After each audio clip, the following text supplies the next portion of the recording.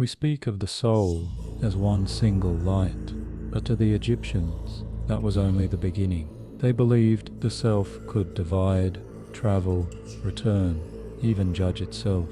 Death wasn't an end, it was a process, a science of consciousness. For centuries, their true writings on the soul were erased, replaced with safer stories that fit newer gods. But what if that wasn't religion?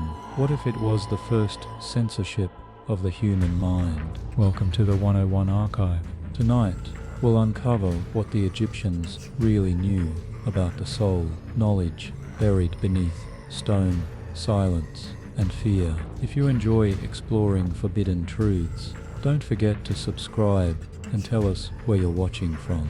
Now, get comfortable, because this mystery doesn't end in death. It begins there.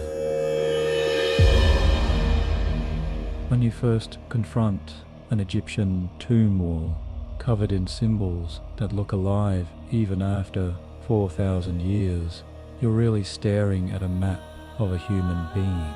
The Egyptians believed existence didn't end at death, it multiplied.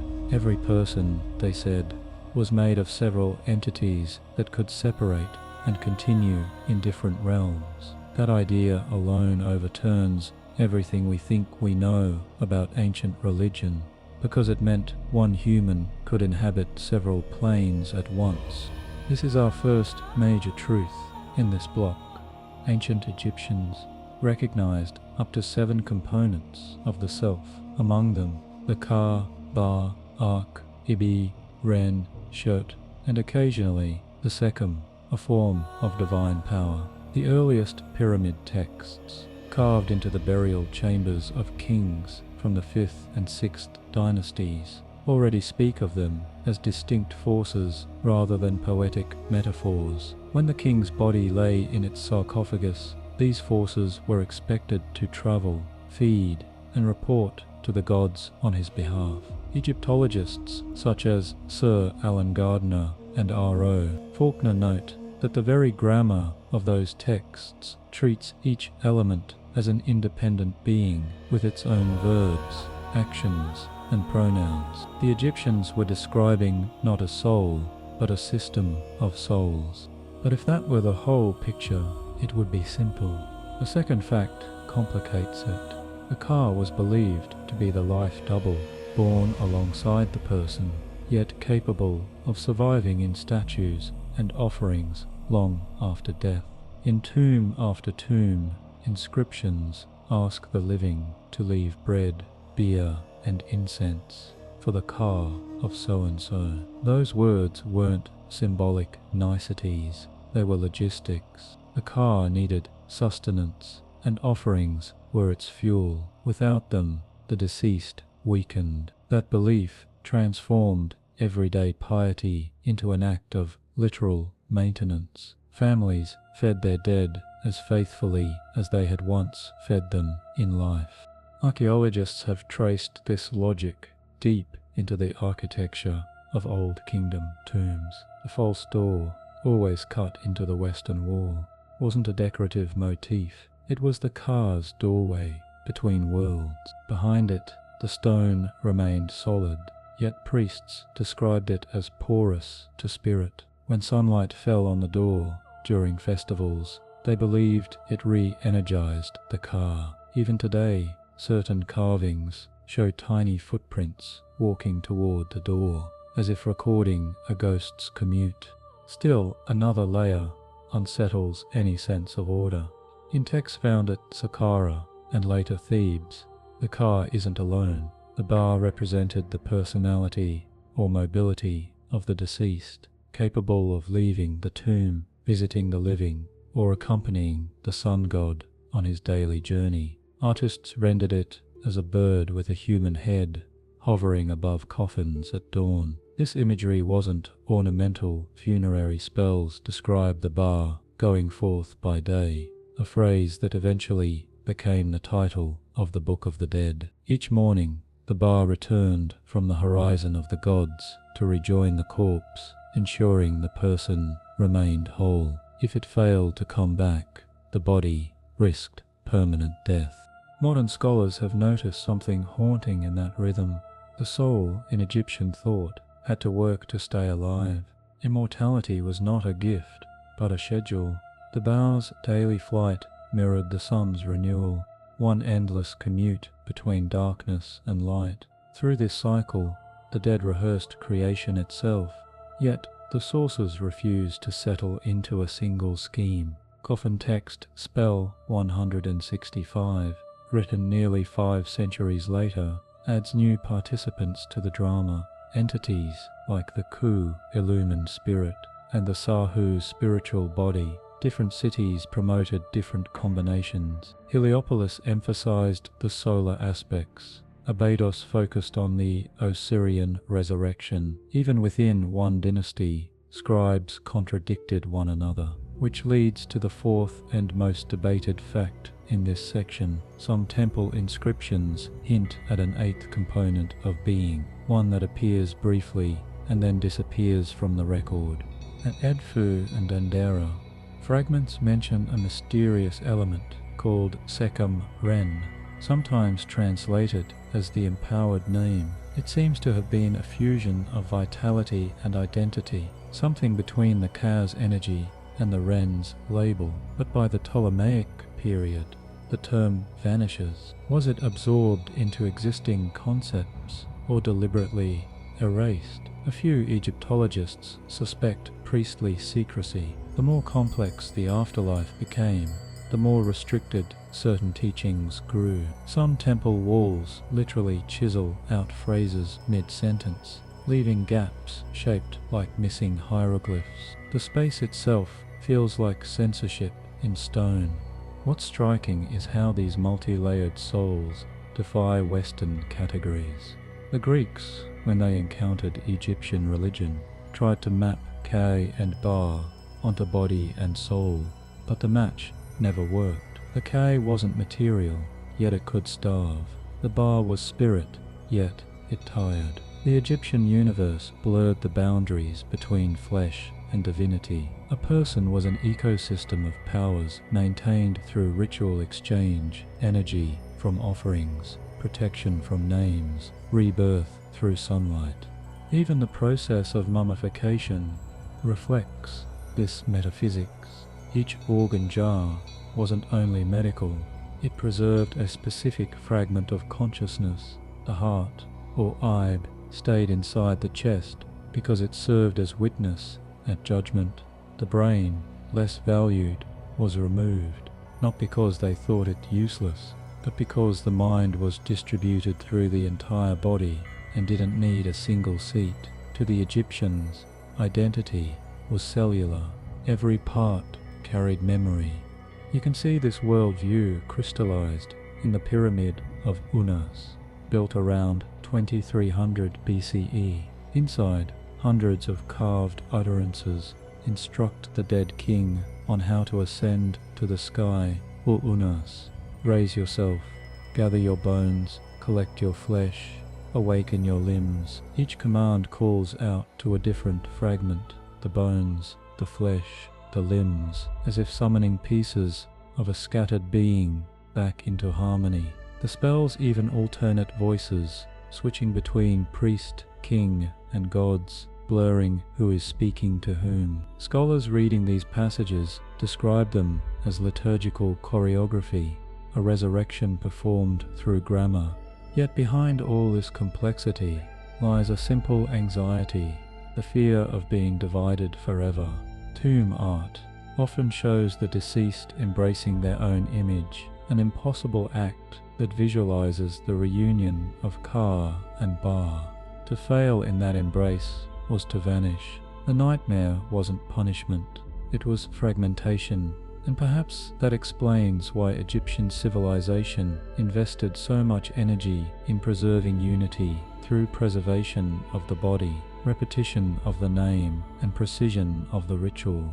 When archaeologists first deciphered these notions in the 19th century, they thought them primitive metaphors for immortality. Today, the same ideas read like an early theory of consciousness, multiple selves, interdependent but semi-autonomous, maintained through memory and ritual. Modern psychology's talk of personas, ego states, and shadow selves echoes concepts already carved into limestone 5 millennia ago. So what did Egyptians really believe about the soul? They believed it was too vast for one word. They imagined a being that could eat, think, shine, fly, and remember simultaneously. And they feared that ignorance, forgetting a name, neglecting an offering, leaving a tomb unsealed, could fracture that delicate constellation. Even now, standing in those burial chambers, researchers describe a sensation of being watched. Perhaps it's only the art, or perhaps, as ancient priests warned, the car still lingers near its door, waiting for the words that keep it alive. Because in Egypt, words were not about meaning, they were about survival. To speak a name was to give it breath. To record a spell was to recreate creation. And that subtle distinction between speaking about life and speaking it into being is what opens the next mystery. How these souls were meant to reunite. For according to secret rites, once whispered in temples, and now half erased from stone, there were methods to bring the scattered parts together again, to reverse death itself. Those rituals, hidden for centuries, form the core of what comes next. To understand Egyptian immortality, you have to imagine a world where your reflection could starve and your spirit could become homesick. The Egyptians called those entities the Ka and the Ba, the two halves of a person that in theory could never coexist again, once death divided them. Yet entire civilizations of priests devoted their lives to proving that reunion was still possible. Every tomb begins with the same premise. The Ka must remain close to its source. It was the life essence, born with the body, that animated it like an electrical current. When the body died, the Ka didn't perish. It simply lost its vessel. Offerings of bread, beer, onions, and incense were more than ritual. They were sustenance for that invisible twin.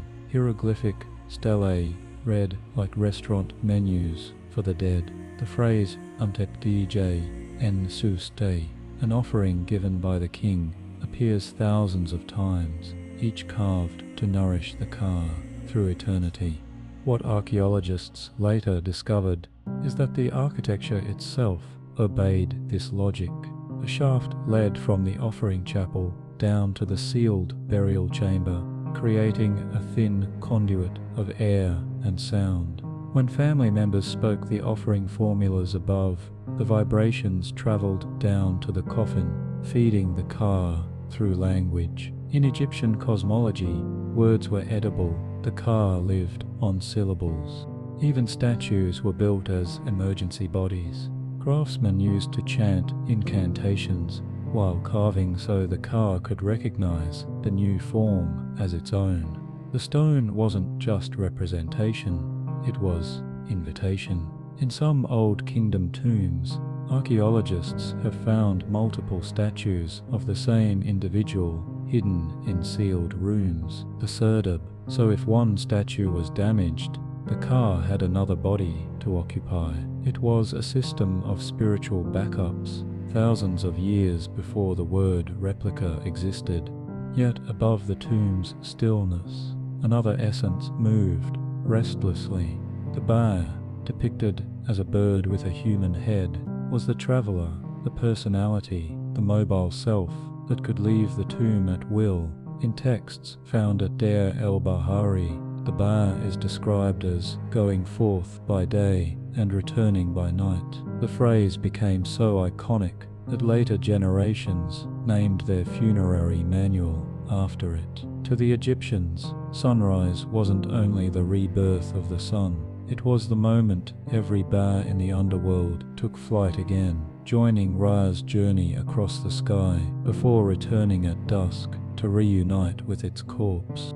That rhythm created the daily miracle of resurrection. Each dawn, the universe replayed creation. Each dawn, the dead rehearsed it Without that cosmic synchronization, the dead risked losing direction. Scholars like Eric Horning note that many coffin texts are navigational manuals for the Bay's journey through both physical and metaphysical landscapes. The walls of the tomb were charts, not decoration. Every painted door, every false passage was a coordinate in the soul's map. But not every bay returned safely.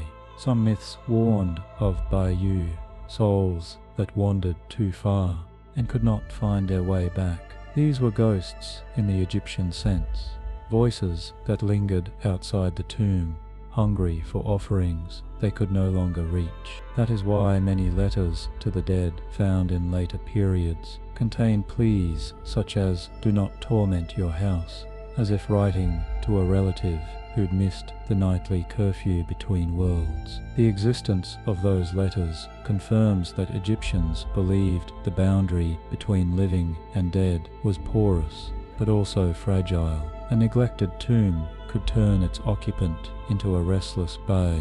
If the car's survival depended on nourishment, the bay's stability relied on recognition.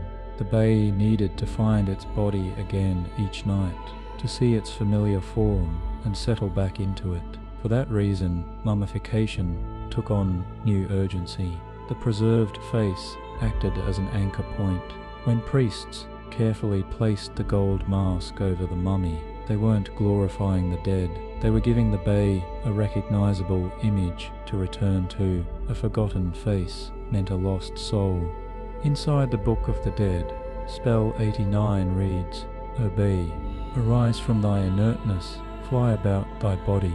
The line implies agency, commanding the bee, as one might call a bird home. Yet the text never assumes success. It's a request, not a guarantee. This uncertainty is what turned funerary ritual into theatre, an endless series of attempts to close the gap between what had been divided. Meanwhile, the car and the bar existed in different emotional climates. The car was patient, loyal, domestic. The bar was impulsive, curious, even rebellious. In that sense, Egyptian spirituality mirrored human psychology, the grounded self versus the wandering self, the inner energy versus the expressive personality. The tension between them fueled endless theological debates within temple schools. Some priests taught that the car belonged to the earth, the bar to the heavens. Others reversed the model, insisting the car was divine essence and the bar merely human individuality. No consensus ever lasted, perhaps because each definition risked reducing the mystery. Burial texts from the Middle Kingdom show an evolution toward complexity. Some describe a ritual known as the reunion, a secret ceremony intended to allow Ka and Ba to meet briefly through the intercession of a deity, usually Osiris or Hathor. The participant's mummy was anointed with oils, while priests recited verses equating breath with divine presence. Modern scholars interpret this as the prototype for resurrection theology, but the Egyptians saw it as an act of negotiation, a request for temporary wholeness rather than eternal perfection. The deeper we read, the more we sense that Egyptian metaphysics anticipated paradox. They accepted that contradictions could coexist. Just as day and night shared the same horizon, the living and the dead shared the same continuum. That philosophy permeates their language. The word for to die, met, can also mean to complete. Death wasn't opposite to life, it was the conclusion that made life whole. The car remained as proof of vitality, the bar as the continuity of experience. In some late period tombs, particularly at Tuna el Gebel, we find depictions of the bar not as a bird hovering over the corpse, but as two bar birds facing each other, wings touching, perhaps representing twin souls in communication. A few Egyptologists read this as the depiction of the car and bar finally meeting, others as a metaphor for the deceased greeting his own reflection in eternity. The image remains ambiguous, deliberately so. Egyptian religion thrived on ambiguity because mystery itself was sacred. To explain everything would be to diminish the divine. Even the word Ba later came to mean manifestation or power, so when they spoke of the Ba of Ra, they meant the visible form through which the sun god revealed himself. By extension, every person's Ba was their visible impact on the world, the echo they left behind. That interpretation survives linguistically. The Coptic word for soul, Va, is a descendant of Ba, and even in modern Arabic used in Egypt, the phrase Ruh el-Ba can refer to a person's spirit or charm. Across millennia, fragments of the concept still breathe, and yet the Ka and Bay never truly met. Their relationship was defined by distance, a permanent dialogue across dimensions. Tomb inscriptions often address both at once. May your Ka live and your Bay prosper. The grammar implies two audiences. The living spoke to both halves, acknowledging that part of their loved one was near, while another part was far away. That spiritual duality shaped Egyptian ethics. Every action in life had to satisfy not only the body, but its mirror. Neglect either, and harmony collapsed. Recent CT scans of mummies have revealed offerings tucked inside wrappings, small figures or folded papyri placed near the chest or under the tongue. These weren't random amulets. They correspond to the Ka's feeding and the Ba's voice. The priests literally built the dialogue into the corpse, layering body and language together. When read through that lens, a mummy becomes less a preserved cadaver than a communication device between two halves of a self. That is perhaps the most enduring insight. The Egyptians saw communication as the essence of being, to speak, to name, to offer, to remember. Each act sustained the bridge between the Ka's stillness and the Bay's flight. Every temple ritual, every festival procession reenacted that balance. Life was the art of keeping conversation alive between what was fixed and what was free. And this dynamic tension between rest and motion, home and journey, body and soul, will become even more intricate in the next layer of their theology, when names and shadows join the equation, expanding the self into something even stranger. Because if the Ka and Ba were the breath and wings of existence, the Ren and Sheut were its echo and outline, the parts that could vanish with a single act of erasure.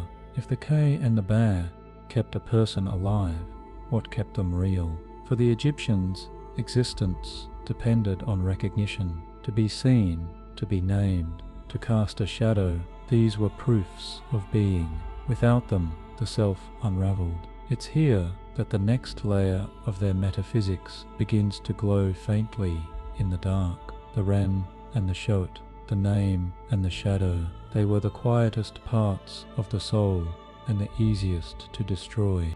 Every statue, every wall inscription, every painted coffin served the same purpose, to speak the person's name aloud forever. The Ren was not a label, but an organ of survival. Without it, no prayer could reach the gods. Egyptologists note that every funerary spell begins by stating the deceased's full titulary, as though the cosmos needed coordinates before any message could be delivered. When a priest intoned an offering for the Ka of Nebet-Hetep, the vibration itself kept her alive. To forget her name would be a second death. That conviction shaped politics as much as theology. When rulers wished to erase an enemy, they didn't burn the body, they scraped the name from the stone. Hatshepsut's Ka torches were hammered out after her reign. Akhenaten's temples were torn apart, block by block, to delete the memory of the heretic. In official decrees, this punishment was called damnatio memoriae, the destruction of memory. It wasn't vengeance, it was annihilation For the Egyptians to be nameless was to never have existed. Yet the Ren didn't merely identify, it possessed agency. Some pyramid texts call the name the seed of the god within. It could summon or command, bless or curse. Magical papyri from the New Kingdom record spells, where knowing a god's secret name forces the deity to obey. Isis herself became the mistress of all spells by compelling Re to reveal his hidden Ren. That myth is more than legend. It encapsulates a philosophy. Knowledge of identity equals power over being. Every soul, divine or human, guarded its name like a heartbeat. The practical side of that belief appears in everyday tombs. Alongside the offering table, inscriptions invite passers-by, "Speak my name, that I may live again." Egyptologists have counted hundreds of variations of this plea across Middle and New Kingdom necropolies. The phrase transforms visitors into priests. Any stranger who reads becomes part of the resurrection mechanism. Each syllable is a spark of renewal. Modern excavators still whisper the names aloud as they record them, half out of superstition, half out of respect, but speech alone wasn't enough. The Ren needed an anchor in form, and that was the Sheut, the shadow. In daylight, it moved as the person moved. In darkness, it hid, but never vanished. The Sheut was considered proof of divine animation, the dark twin that tied spirit to matter. Tomb paintings frequently show the deceased with an elongated black silhouette trailing behind, a visual shorthand for the presence of this invisible companion. Ancient texts remark that the shadow is the breath of Ra, suggesting that every living thing projected a trace of the sun's creative light. Archaeologists discovered shadow symbolism even in funerary tools. Some sarcophagi were painted entirely black, not to imitate night, but to mimic the shade that shields the spirit. In certain tombs of Thebes, miniature shadow figures, flat wooden silhouettes, were buried beside mummies, perhaps to ensure the show would have a vessel in case sunlight could no longer reach the tomb. These were not toys. They were substitutes for an element too fragile to preserve by normal means. Yet the Sheut was unpredictable. Myths warned that if it detached prematurely, the person could weaken or become vulnerable to possession. Magical texts include incantations to call back one's shadow after illness or fear, much like summoning lost strength. This belief blurred the line between psychology and sorcery. To lose heart was literal, to lose shadow was lethal. The Egyptians thus lived within an economy of attention. What was seen, named, and illuminated endured. What was ignored faded into nothingness. Even gods required cult images and daily offerings to keep their show strong. When a temple fell into neglect, priests said its deity had withdrawn his shadow, a poetic way of saying the god's presence had departed. In the same sense, a forgotten ancestor was one whose shadow no longer answered when called. Sometimes the name and the shadow interacted directly. On the outer walls of certain tombs at Saqqara and Beni Hassan, faint outlines of human figures appear around the inscribed names, as if the calligraphy itself cast light. Scholars suspect this was intentional. The letters generated the shadow confirmed the letters. The soul was completed through contrast, black on white limestone. Even writing was a metaphysical act. One of the strangest discoveries confirming this intertwining came from the tomb of the scribe Ani. His Book of the Dead papyrus includes a vignette showing Ani greeting his own bier, but behind both figures stretches a single, enormous shadow enveloping them. The accompanying text calls it the shade that remembers. Egyptologists interpret it as a poetic way of saying that even when Ka and Be separate, the Sheut remains witness. It keeps the memory intact until reunion is possible. The Egyptians, it seems, feared not only physical death, but also the fading of witness. A soul unseen was a story untold. Later periods layered even more nuance. In demotic texts, the word for shadow also means protection. The Sheut was both shield and record. To stand in another's shadow implied devotion, not subservience. One shared the other's fate. The metaphor survives in Arabic expressions still used in Egypt today. Tata zilak, under your shade, meaning under your protection. Millennia after the temples fell silent, linguistic residue of the Sheut still clings to daily speech. Yet mysteries remain. A handful of late period spells describe an art known as shadow binding, where sorcerers could capture a person's Sheut to control them. Ostraka found at Deir el-Medina contain warnings: beware lest your shadow be stolen in the night. Some scholars read these as superstitions. Others suspect coded political commentary, equating the theft of one's shadow with the suppression of voice under powerful rulers. Whatever the case, the Egyptians believed that to enslave a shadow was to imprison the soul's mobility. Freedom began where shade could move freely. The theology of the Ren and Sheut reveals how Egyptian religion linked identity to cosmic order.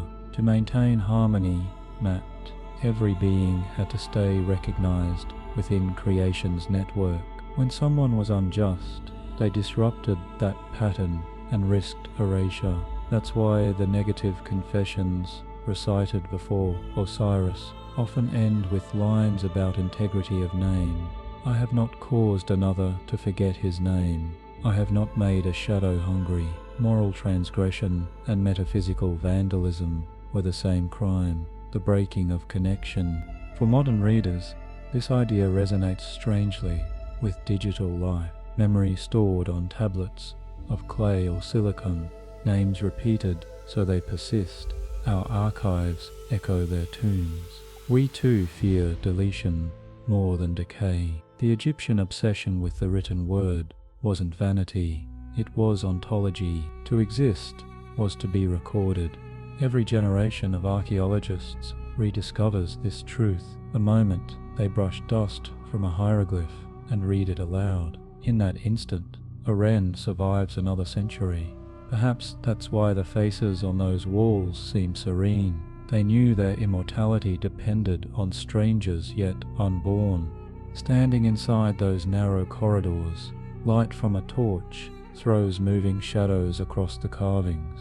The play of brightness and darkness animates the figures exactly as intended. The living shadow of the viewer reawakens the painted Sheut of the dead. Two times overlap, one of flesh, one of memory, and somewhere between them, the name being whispered meets the shadow that listens.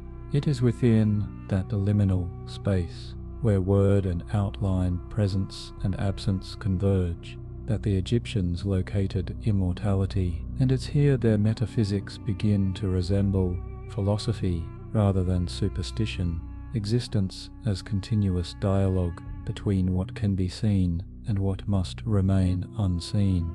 In the next chamber of belief, that dialogue deepens. Architecture itself becomes a soul map, each corridor and false door a route for the Ka, Ba, Ren and Sheut to navigate eternity. The stone turns to scripture and geometry becomes theology. From a distance, the pyramids look like mountains carved by the wind, but when you step inside their narrow corridors, you realize they're not monuments, they're machines. Every shaft, every angle, every inscription is a function within a grand design built to sustain the soul. To the Egyptians, architecture was not symbolic, it was operative. The tomb was the body of eternity itself, and its geometry obeyed the same laws that governed resurrection. Inside the Pyramid of Unearthed, one of the oldest surviving religious texts in the world, is carved into limestone walls, the pyramid texts. They're not stories but commands. Each line gives instructions to the dead king. Lift yourself, O Unearthed. May your bones assemble. May your limbs be gathered. Archaeologists call this the oldest corpus of funerary literature. Priests once called it the stairway of words. Its function was practical. The spells were meant to help the spirit navigate a literal path through the afterlife. When read aloud, the hieroglyphs became engines of ascension. The pyramid itself served as that engine's chassis. Its slanted sides echoed the rays of the sun, allowing the king's bay to climb toward the circumpolar stars, the imperishable ones that never set. Modern astronomy confirms that the narrow air shafts of Khufu's Great Pyramid align with the belt of Orion and the pole star region near Thuban. These were not coincidences but coordinates. In Egyptian cosmology, Orion was Osiris, the resurrected god, and the king sought to join him in the celestial afterlife. When the bay rose through those shafts, it wasn't metaphorical travel, it was a mapped ascent. Deeper within, other corridors turn sharply and end in false doors. Smooth slabs carved to resemble entryways, but sealed shut. They were passages for the car. While the bar soared among the constellations, the car remained near the body, using these symbolic doors to cross between the realm of the living and the dead. Priests left offerings before them, reciting formulas that allowed sustenance to pass through. In hieroglyphic captions, these apertures are described as windows of eternity. The stone itself was a veil between states of being. Even the orientation of the tomb had meaning. The western horizon represented the land of the dead, where the sun disappeared each evening. That's why necropolises stretch along the west bank of the Nile, while cities of the living occupy the east. Each tomb, in miniature, became a model of the cosmos, entrance on the east to greet the dawn, burial chamber deep in the west to meet the sunset. The dead mirrored the sun's daily rebirth, hoping to follow it back across the sky each morning. The architecture rehearsed creation.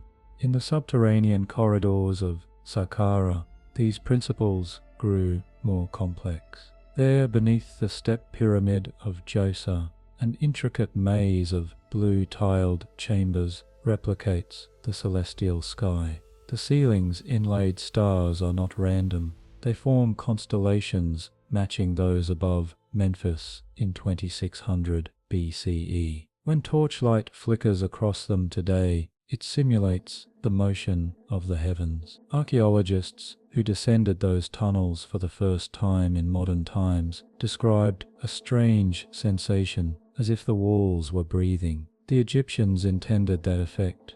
Light and movement were part of the spell, but the symbolism was not universal. Later pyramids deviate from this pattern, suggesting evolving theological schools. In the Pyramid of Pepi II, new spells appear invoking the field of offerings and the lake of fire. The topography of the afterlife was being rewritten. Some scholars interpret this as a quiet theological war. Memphite priests emphasizing solar rebirth, Abydos factions promoting Osirian resurrection underground. Architecture became doctrine rendered in stone. Each change in corridor, angle, or chamber hierarchy reflected a shift in metaphysical priorities. Even in private tombs, the geometry mattered. A noble's chapel often consisted of 3 spaces: an offering hall for the Kea, a corridor lined with daily life scenes for the bar, and a sealed burial shaft where the mummy rested with its heart and shadow. The design acted like a circuit. Offerings energized the Kea, murals guided the bar, the sarcophagus preserved the body as conductor. Together they formed a complete organism, a self-sustaining ecosystem of afterlife technology. The tomb wasn't about death, it was a life support system for the soul. At Thebes, this integration reached its most elaborate form in the Valley of the Kings. There, tombs twist like serpents through the limestone hills, following the path of the sun god. Ray through the 12 hours of night, described in the Amdua, each chamber corresponds to a specific hour, each decorated with scenes of gods, serpents, and boats guiding the divine sun toward rebirth. When the deceased king entered these corridors, he wasn't simply buried, he was inserted into a cosmic cycle. The tomb itself was time. Recent laser scans have revealed hidden rooms and unfinished tunnels branching from these royal tombs. Some lead nowhere, yet their presence may not be accidental. They might represent the forking choices of the soul in its nocturnal voyage, successive attempts to escape darkness. In this reading, Egyptian tombs become three-dimensional scriptures. The journey through them mirrored the soul's disorientation in the underworld, a labyrinth that only knowledge, Hika, the power of magic, could resolve. Still, certain details resist explanation. Beneath the Osirion at Abydos, a subterranean structure aligned with no visible temple, archaeologists have found passages flooded for millennia. Carved pillars bear the name of Seti the style seems older. Some believe it was designed as a symbolic underworld, a rehearsal space for the soul's descent before actual death. Others see it as an unfinished monument that later myths transformed into legend. Its floor, perpetually underwater, was said to represent the primeval sea from which creation arose. Visitors today still describe the eerie echo of dripping water as if the architecture itself were whispering. What unites all these constructions is precision. Egypt's architects were priests first and builders second. Measurements followed sacred ratios 1:1.618, the golden proportion later celebrated by Greeks, already appears in pyramid dimensions. For them, math was theology. Numbers weren't abstractions, they were deities. To lay a foundation was to invoke Ma'at, cosmic order. The phrase sat ta'at sa, to place the measure, literally meant to make truth appear. Geometry was morality. Some modern researchers argue that this belief system created the first true synthesis of science and religion. The pyramid was both laboratory and temple. Its walls recorded stellar observations, seasonal floods, and mythic instructions side by side. To walk through it was to move from astronomy to ethics, from cosmology to identity. The building was a universe in miniature, and the king inside was its axis.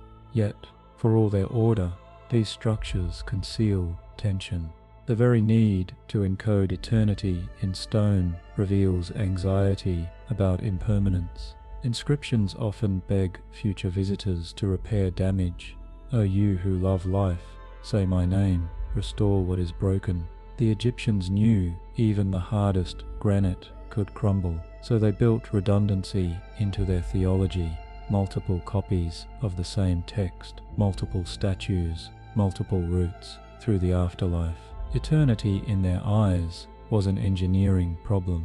That mindset explains why later tomb builders adopted the title Set Nezu, designer of the royal body. They weren't just constructing chambers, they were assembling a metaphysical organism. The pyramid's apex pointed to heaven, its base anchored in the earth. Between those extremes lay every possible state of being. Within that geometry, the Ka, Ba, Ren, and Sheut could circulate like blood through veins of stone. Today, satellite imagery reveals alignments extending miles beyond individual pyramids, linking temples and tombs into networks along the Nile's curve. Some archaeologists believe these lines correspond to the Milky Way's path in 2500 BCE, the celestial river mirrored by the earthly one. If true, the entire landscape of ancient Egypt was a cosmic diagram, a map of the afterlife projected onto the ground. The desert wasn't empty, it was a page. Standing in those ruins now, the silence feels deliberate. The air itself seems measured. You realize the builders never intended their work to end. It was meant to continue functioning as long as sunlight touched the stone. Every dawn that lights Giza completes a 4000-year-old ritual, the rebirth of architecture and soul together. And in that realization lies the transition to the next mystery. If the pyramids were engines of eternity, then the rites that powered them were its fuel, the forbidden rituals said to rejoin what death had divided. Those secrets, whispered through dynasties and nearly erased by reforming kings, would later be known as the resurrection codes. If the Ka and the Ba were two halves of a divided self, then reunion was the highest miracle imaginable. Every Egyptian temple promised it and feared it at once. To bring those forces back together meant restoring the full pattern of creation, a privilege the gods guarded jealously. Yet somewhere in the folds of their funerary literature, priests began to hint at formulas that could achieve it. They called them the words of return. Across tomb walls from the Middle Kingdom, traces of that knowledge survive in the Book of Two Ways, a text that describes a soul navigating twin routes through the underworld, one by water, one by fire. At first glance, it reads like cartography, but its deeper geometry is biological, veins of the cosmic body. The soul must travel through these paths until the two currents meet, whereupon Ka and Ba merge, and the person lives again as one who breathes among the gods. Archaeologists found these diagrams on the coffins of provincial nobles, not kings, suggesting that resurrection had become a hope for all Egyptians, not only royalty. The democratization of eternity was radical. The state cult never fully approved it. Later copies of the same text hide deliberate gaps. Phrases end with unfinished verbs. Lines break mid-sentence. Egyptologists have noticed that the missing words often coincide with verbs of creation: to join, to open, to breathe. It's as if the scribes encoded silence into the ritual, a safeguard against misuse. This is where the idea of forbidden knowledge enters the record. A formula could be too powerful, not because it harmed the living, but because it challenged divine hierarchy. Centuries later, during the reign of Akhenaten, that tension became political. His religious reforms abolished the Osirian cult and focused worship solely on the solar disk, the Aten. By doing so, he severed the old logic of resurrection. Osiris embodied cyclical renewal, death and rebirth through darkness, but Aten was pure light, constant and indivisible.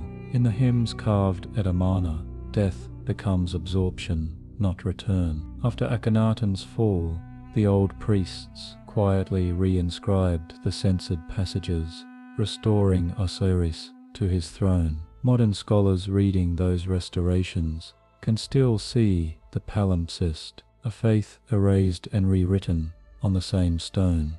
One ritual, however, endured through every theological upheaval: the opening of the mouth.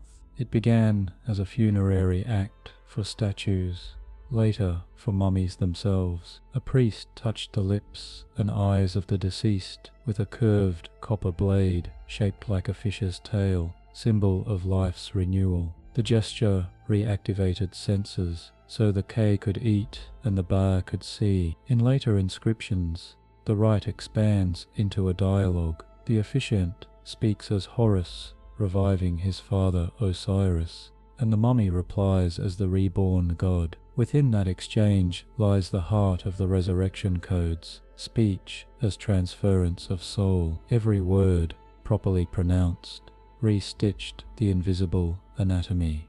Archaeochemists, analyzing residues on those copper blades, found traces of cedar resin and bitumen, substances associated with the preservation of breath and flesh.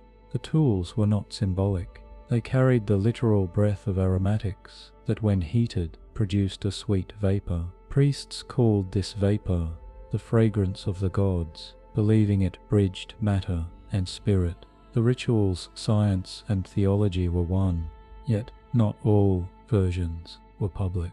In temple libraries, sealed scrolls referenced a second opening, performed only for kings and high priests. The fragmentary papyrus Bulak 18 calls it Tashamank, the hidden life drawing. No full description survives, but later Greek writers such as Plutarch echo its theme.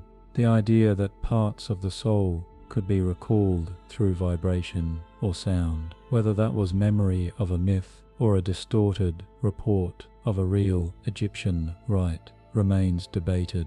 But the coincidence between Egyptian phonetic theology and later notions of logos is striking. Excavations at Deir el-Bahari revealed a small chamber beneath the temple of Hatshepsut containing unusual reliefs. Priests kneeling before two figures of the same person, one lying, one standing. Between them runs a stream of hieroglyphs shaped like breath. The accompanying caption says simply, "He becomes two, then one." Some interpret this as an illustration of the Kaaba reunion. Others see political symbolism, Hatshepsut reborn, as both king and queen. Whatever the case, the image depicts transformation not as miracle but as process, a series of technical steps guided by knowledge. By the late period, these concepts evolved into what Egyptologists call resurrection manuals, collections of spells focusing not on navigation through the afterlife, but on reanimation itself. Among them, a little-known text from a coffin at Heracleopolis describes the deceased reciting, "My car is before me, my bar behind me, I am the path between them." The line implies the soul's reintegration through self-recognition, echoing psychological rather than cosmological language. It reads almost modern in tone, immortality achieved by self-awareness.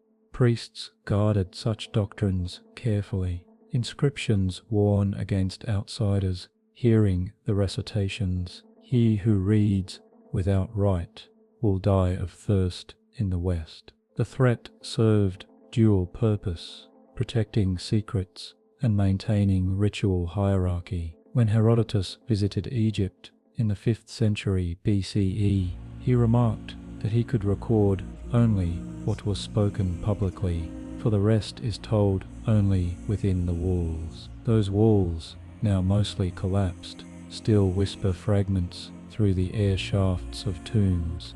Scientific study has given those whispers substance.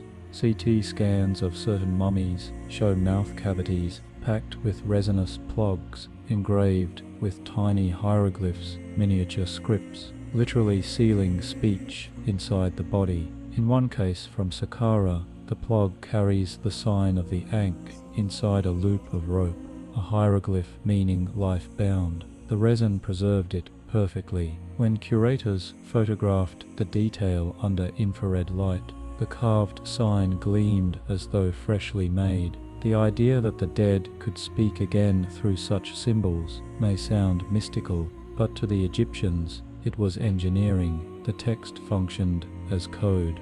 The persistence of these practices, despite periodic repression, suggests that the knowledge never vanished. It retreated into metaphor. Even after Greek and Roman rule, Egyptian priests continued to speak of the breath of Osiris entering initiates during temple ceremonies. Later, Hermetic texts, written in Greek but steeped in Egyptian imagery, echo the same triad: word, breath, light, as vehicles of rebirth. What outsiders took for philosophy was, at its core, a survival of liturgy. Modern readers encountering these sources sense both awe and unease. The obsession with secrecy hints at the anxiety of mortality. If the formula were widely known, would it lose power? Perhaps the priests feared dilution more than discovery. Knowledge survived by being hidden. The paradox that defines all Egyptian religion. To preserve eternity, one must veil it. Standing before the wall reliefs where Unas ascends, one notices that the verbs of motion and the verbs of speech intertwine. He speaks, therefore he rises. The resurrection codes were never about spectacle, they were about continuity, how vibration, offering, and geometry sustained the link between divided selves. In that sense, every Egyptian burial was a rehearsal for the universe's own renewal. And if this logic holds, then every stone cut at Giza, every incantation murmured in Thebes, carried a single intention to repair the fracture between what endures and what escapes. The reunion of Ka and Ba was not only the destiny of a soul, it was the maintenance of the cosmos itself. What those priests learned about balance and resurrection will echo in the next revelation, when judgment replaces reunion and the heart becomes both witness and scale. In the Egyptian imagination, immortality wasn't guaranteed by birth or prayer, but by balance. Every person carried within them the most sacred instrument of all, the EB, the heart, not a metaphorical heart, but a living archive, an organ that recorded every thought and intention from the first breath to the last. When the body died, this heart became the witness at trial. Before Osiris, ruler of the dead, it would speak in place of the soul. Nothing could silence it, not even the will of the gods. To the Egyptians, the Ib was more than the seat of emotion. It was memory itself. Anatomically, they knew the heart pulsed. Spiritually, they believed it perceived medical papyri, such as the Ebers and Edwin Smith treatises describe it as the control center of life, the origin of every vessel. But in the language of the Book of the Dead, it becomes a judge. Spell 27 calls it the heart of my mother, the heart of my being. Stand not against me. That plea captures the tension at the core of Egyptian morality. One's own essence could betray them. The judgment scene, often painted on papyri or carved into tombs, shows the dead entering the hall of two truths. There, the heart is weighed on a scale against the feather of Ma'at, the divine principle of order and justice. If the scales balanced, the soul was declared Ma-Keru, true of voice, and allowed to enter the field of reeds, an eternal mirror of Egypt, where crops never failed. If it sank heavier than the feather, the monster Amit, part crocodile, part lion, part hippopotamus, devoured it. The person ceased to exist. The trial wasn't symbolic, it was annihilation or eternity.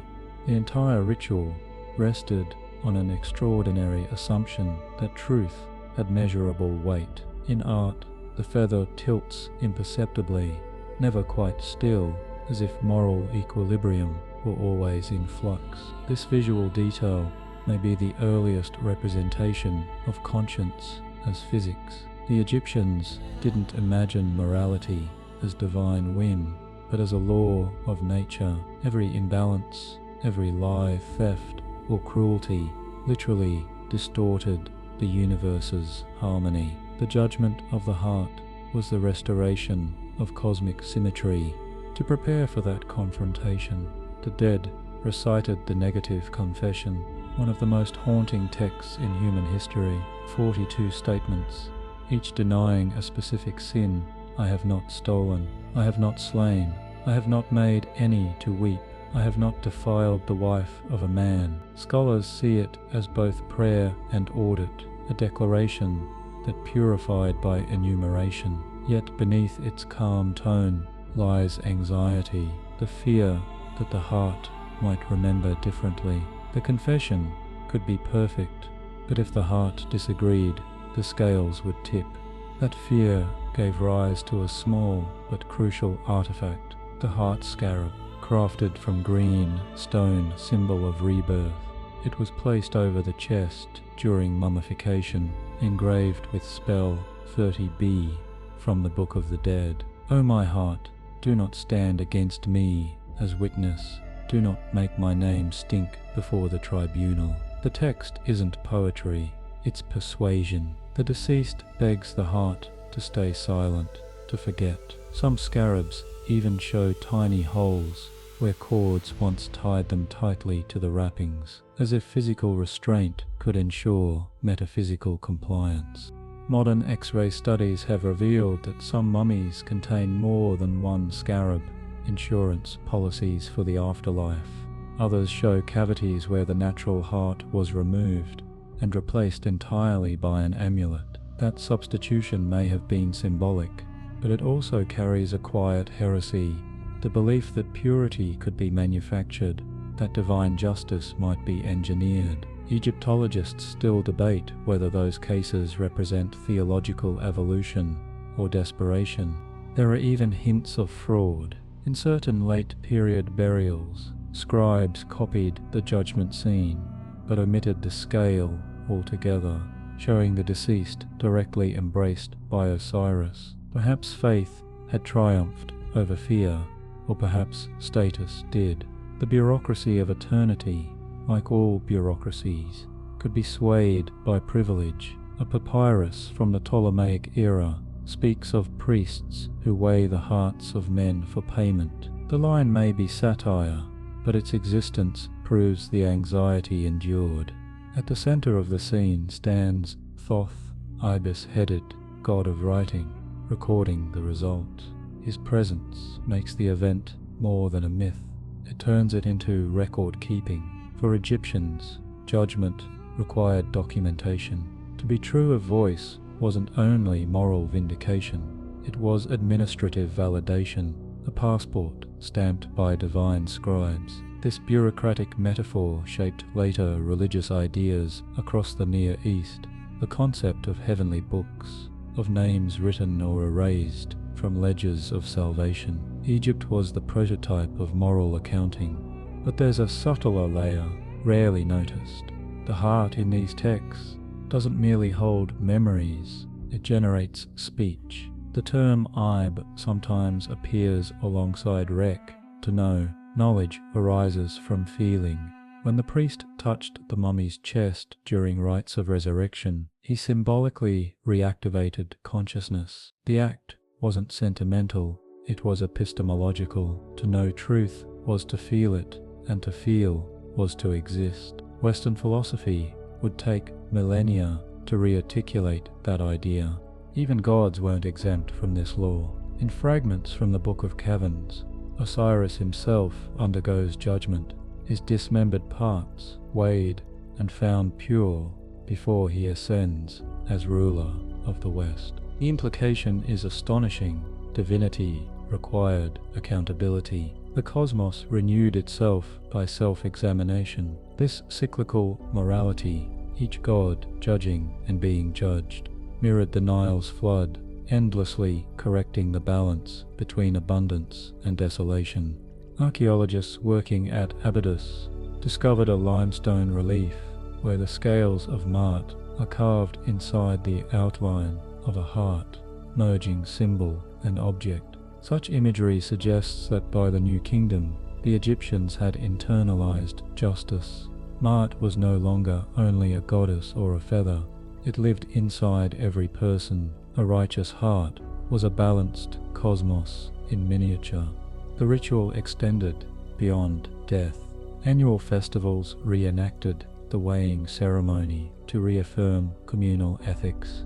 Judges in life wore small Ma'at pendants, reminding them that every verdict echoed the divine scale. In that sense, the moral infrastructure of Egypt was an earthly rehearsal for celestial order. To act unjustly was not merely a crime, it was metaphysical sabotage. Yet the Egyptians also allowed for mercy. In hymns to Osiris, the god promises to make whole the hearts that are heavy.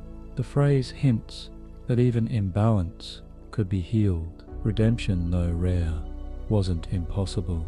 It required transformation through remembrance, correcting the record, rewriting the story. Some scholars see this as a precursor to confession traditions in later faiths. Others view it as pure Egyptian pragmatism, a bureaucratic amendment to cosmic law. In modern museums, heart scarabs rest behind glass, their inscriptions faint but legible. Visitors pass, reading the same plea written 4,000 years ago: "Do not stand against me." Each artifact feels intimate, as if overhearing a stranger's conscience. For all their splendor, the pyramids and temples were built to protect that single moment of vulnerability, the instant when a person confronted the weight of their own being. And perhaps that's why the Egyptians placed the judgment in the hands of the dead, not the living. The gods provided the scales, but the testimony came from within. Salvation was self-evaluation. Eternity began with honesty. The next corridors of their belief will take that logic further. If the heart could testify, it could also be edited. Priests, scribes, and kings would learn to rewrite the scripts of death itself, to change the afterlife by revising the text. That act of revision, sacred and perilous, marks the beginning of the age when the priests rewrote death. If Egyptian eternity depended on text, whoever controlled the text controlled the afterlife. The priesthood understood this more clearly than any pharaoh. Across 2,000 years, they copied, edited, and occasionally censored the manuals of resurrection, the pyramid texts, the coffin texts, the Book of the Dead, transforming them from royal privilege into guarded theology. Every revision shaped how the dead were supposed to think, speak, and rise again. To rewrite a spell was to rewrite destiny. After Akhenaten's religious revolution collapsed, Egypt's temples faced chaos. The heretic king had erased the names of gods, silenced the cult of Osiris, and composed hymns to a single sun disk. When his city of Amarna was abandoned, the returning priests found entire generations without proper funerary formulas. Their solution was restoration by editing. They recompiled ancient texts, inserting corrections where they believed Akhenaten's doctrine had left gaps. But restoration is never neutral. In the earliest post-Amarna papyri, the god Ra suddenly dominates passages that once spoke only of Osiris, and feminine pronouns vanish from prayers that queens had used. Resurrection had been regendered and resolarized. The soul's path now followed daylight more than darkness. The fragments from this period, discovered at Saqqara and now in the Cairo Museum, still bear traces of erased lines, hieroglyphs rubbed smooth and rewritten over with new symbols. Spectral imaging shows the ghosts of old words underneath, the name Osiris faint beneath the name Ra, the epithet Lord of the West, replaced with He who shines. It is history layered like papyrus. Beneath the orthodox surface lies heresy still breathing. By the New Kingdom, the copying industry became a profession. Scribes in Thebes sold personalized versions of the Book of the Dead to nobles who could afford them, filling in the owner's name where blank spaces awaited. They called these blanks Root, Yin, Reen, the doorway of the name. Each manuscript therefore existed in two states, potential and fulfill. Yet this customization also introduced error and improvisation. Comparing dozens of papyri, Egyptologists find lines rearranged, verses merged, or omitted entirely. Some of these differences may reflect dialect. Others suggest quiet theological dissent. A missing verse could mean a lost soul or a deliberate omission to soften judgment. The priests themselves debated which spells were too potent for common use. In temple inventories, certain chapters are marked secum, powerful, followed by the note, to be recited only by the pure. Among them are the so-called spells of coming forth by flame, which describe a luminous transformation akin to apotheosis. When these texts reappear centuries later, they've been domesticated, addressed not to all the dead, but to kings alone. The gate to divinity had been narrowed. A remarkable case of revision lies within the Book of Caverns, a composition carved deep inside the tombs of the Ramesside pharaohs. It depicts the underworld as 6 caverns filled with gods, enemies, and corpses undergoing regeneration. Earlier versions emphasize cosmic balance. Later copies replace moral symmetry with political hierarchy. The pharaoh now stands as mediator of salvation. One wall at Medinet Habu even shows foreign captives being resurrected only through royal intercession. Theology had become propaganda. The living king monopolized eternity. Evidence of censorship continues into the Third Intermediate Period. At Tanis, a papyrus known as the Revised Book of Gates omits entire registers of demons and trial scenes. Where earlier texts warned of punishments for the unjust, the revision speaks only of illumination and peace. Scholars suspect that the new order, anxious to project stability amid fragmentation, softened its eschatology. Fear was bad politics. Reassurance sold better. What we call optimism may once have been control. In Thebes, priests experimented with new literary forms, the Litany of Ra and the Amduat, that transformed narrative into geometry. Instead of sequential spells, they offered diagrams, 12 circles for 12 hours of night, each labelled with invocations. The reader no longer followed a story, but traced a map. The change was aesthetic and theological at once. By turning myth into chart, the priest's centralized authority. Only initiates trained to read the diagrams could guide the soul correctly. The rest would wander. Archaeologists find physical proof of this gatekeeping in the libraries themselves. Inside the Temple of Ramesseum, storage rooms held papyri locked in wooden chests sealed with clay impressions of the high priest's ring. On the lids appear inscriptions, writings of the hidden house. Do not open. When later dynasties reused the building, they buried some chests intact rather than risk sacrilege. The secrecy preserved content we read today, but it also exposes motive. The monopoly of eternity depended on restricting information. Occasionally, the hierarchy cracked. At Deir al-Medina, the community of workmen who built royal tombs produced its own miniature handbooks, cheap, personal books of breathings. These condensed versions distilled vast corpora into a handful of pragmatic spells: to breathe, to move, to see light. Many were written on scraps of reused papyrus or linen, proof of lay devotion, circumventing elite control. Their theology is humble yet bold. Every artisan claimed access to the same cosmic mechanics as the pharaoh. In that defiance lies the beginning of popular religion. Still, official priests fought back with ritual standardization. Under the Scythe revival, 7th century BCE, they codified hundreds of years of scattered texts into new compilations, arranging them by category: judgment, transformation, ascension. These anthologies survive as the late books of the dead. The tone is bureaucratic, the metaphysics tidy. Each soul now files its own paperwork through death's administration. The creativity of earlier epochs congeals into orthodoxy. In trying to preserve truth, they fossilized it. From a modern perspective, these edits reveal an evolving national psychology. Early Egyptians imagined eternity as discovery. Later Egyptians treated it as maintenance. Revision became ritual in itself. Each copyist, by rephrasing ancient lines, participated in recreating the world.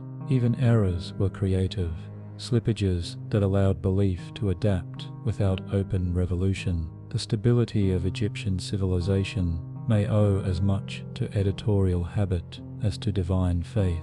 Yet beneath the uniform hymns, heresy persisted. In one fragment from the Ptolemaic period, a scribe glosses a verse with an audacious comment: "He who writes may also resurrect." The margin confuses modern translators, but its implication is profound. Inscription as creation. To rewrite death was literally to bring life. The priests, perhaps unknowingly, had elevated their own craft to godhood. Today, when conservators photograph those manuscripts under infrared light, erased names flare back into visibility. The hidden layers beneath the ink testify that every age of Egypt rewrote its eternity, but never erased it completely. Each correction left a ghostly palimpsest, an afterlife within the afterlife. And in that shimmer between visible and vanished text, Egypt's faith still breathes.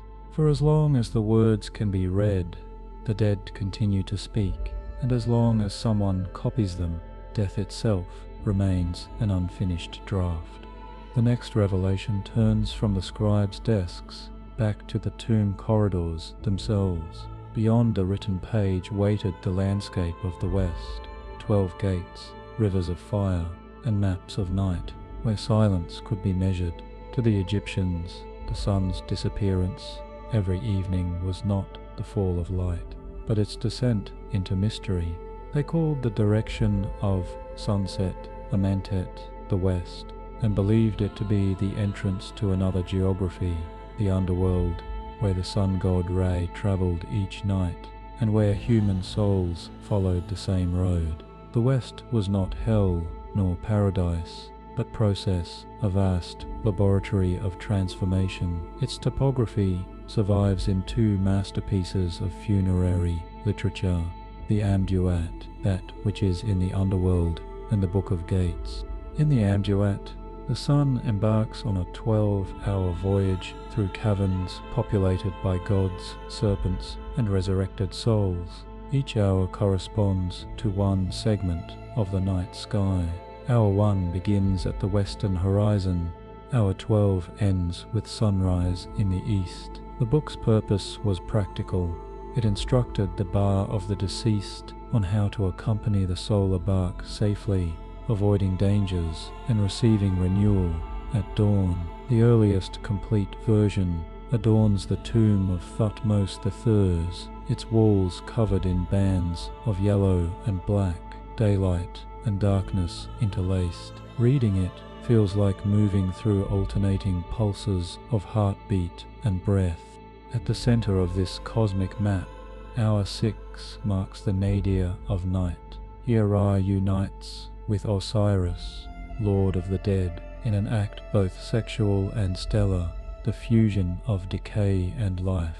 The text calls this chamber the Cavern of Mystery, and within it the god's corpse glows with light that resurrects all who accompany him. Archaeologists studying the ceiling constellations note that this hour aligns with midnight at Thebes around 1400 BCE, when Orion Osiris crosses the meridian. The myth is astronomical precision disguised as theology. Yet, like every Egyptian scripture, the Amduat does not remain stable. Later versions rearrange its order, replacing scenes of transformation with more explicit judgment. A new corpus, the Book of Gates, emerges during the 19th dynasty, describing 12 gates guarded by serpent deities. To pass each gate, the soul must pronounce the correct names of its keepers, a password system echoing priestly initiation rites. Here resurrection is less cosmic and more bureaucratic. Every soul must prove knowledge. Some scholars see in this shift the influence of expanding temple hierarchies. Salvation had become an exam.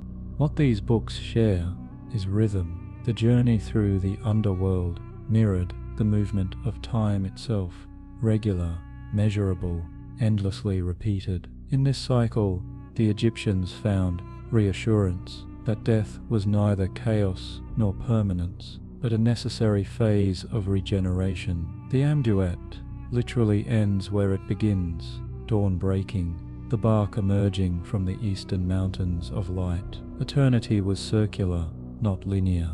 Inside the tombs of the Valley of the Kings, the walls themselves become scrolls of this nocturnal scripture. The ceilings curve into star maps. Corridors unfold like rivers. Archaeologists who first entered the tomb of Seti described its silence as mathematical. Every surface is calibrated, colors muted to guide the eye from gold to blue, the palette of sunrise reborn. Hieroglyphs are incised so deeply that even when pigment fades, the shadows keep the words alive. For the Egyptians, inscription was acoustics, light and shade were voices.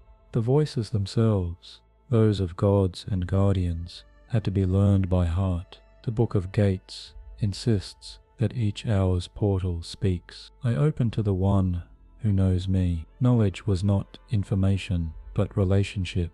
To know the name of a deity was to participate in its essence. Priests, teaching initiates in life, rehearsed these recitations nightly, effectively practicing their own deaths. The Underworld was a curriculum, but contradictions persist. In some tombs, notably that of Ramses VI, scenes from the Amduat and the Book of Gates overlap, but disagree on sequence.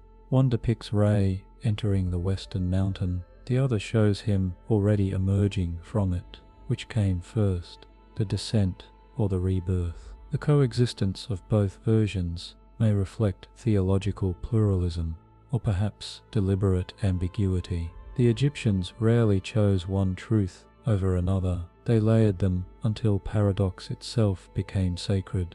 Among the most enigmatic scenes is the procession of the 12 goddesses rowing the solar bark. Each goddess represents an hour, yet the bark seems motionless, as if sailing in place. Egyptologists interpret this as a metaphysical statement: movement without displacement, eternity as perpetual circulation. The dead king does not travel through time, time travels through him.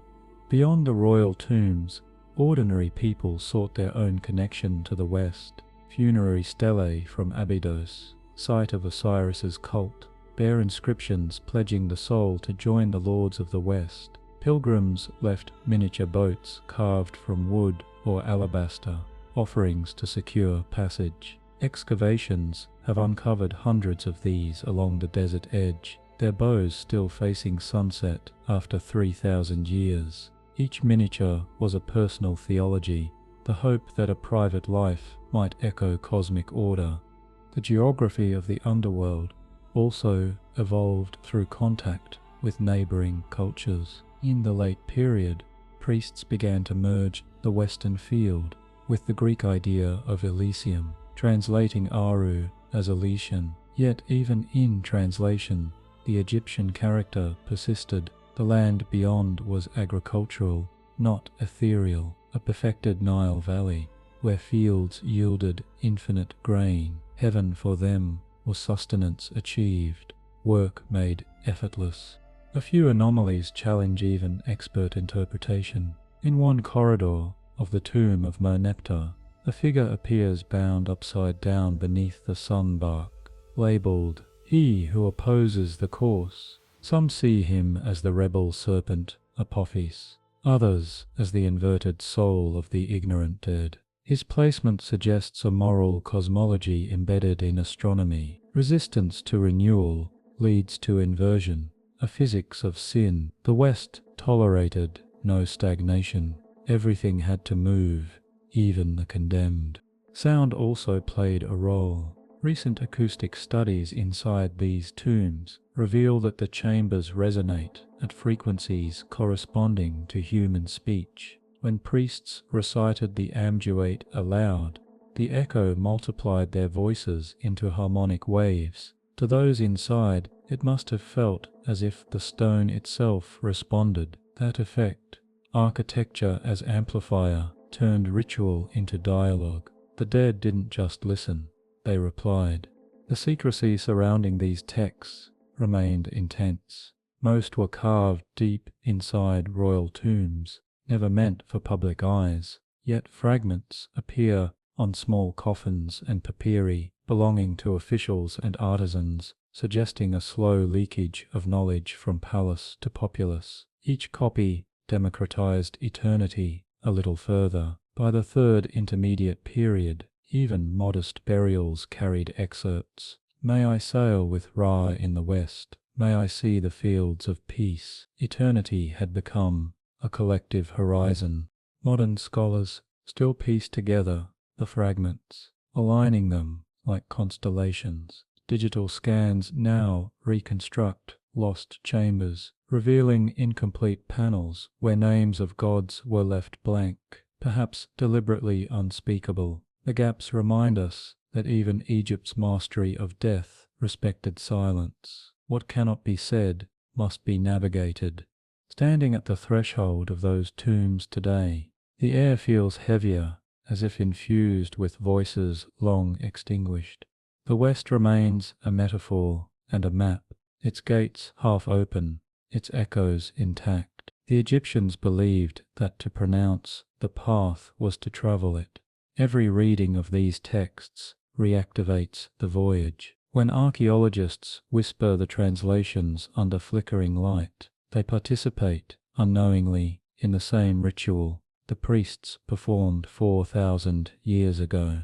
And from those murmured corridors, the next mystery emerges, a deity who does not rule by thunder or fire, but by measure and silence. The god who recorded every verdict in the Hall of Truth. His name was Thoth, and his wisdom turned speech itself into judgment. When Egyptians spoke of truth, they imagined not thunder, but quiet.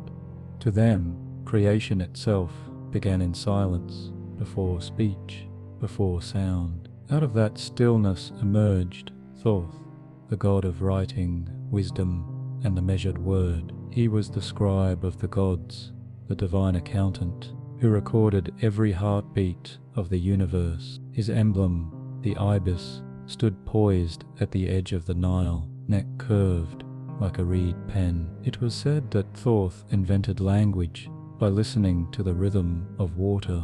Egyptian myths describe him as both participant and observer. In the Book of the Dead, he appears in the Hall of Two Truths, standing beside the scales that weigh the heart. While Osiris presides as judge, it is Thoth who inscribes the result. He doesn't condemn or forgive, he records. His role reveals something profound about Egyptian morality. Justice was not decree, but documentation. The act of writing itself maintained cosmic order. As long as the verdict was written, the principle of truth, endured. But Thoth's domain extended far beyond judgment. He governed all acts of measurement, time, language, and silence. The lunar calendar, vital for agriculture and ritual, was his invention. Priests tracked the waxing and waning moon as expressions of his pen moving across the sky. Each cycle divided into 30 words, each night a syllable of divine rhythm. To speak falsely was to disturb that rhythm. To speak truly was to align with the moon's geometry. Thus morality was astronomy rendered in sound. One of the oldest hymns from Hermopolis, his sacred city, calls Thoth, he who measures the voice. The phrase puzzled translators until they noticed a pattern in Egyptian.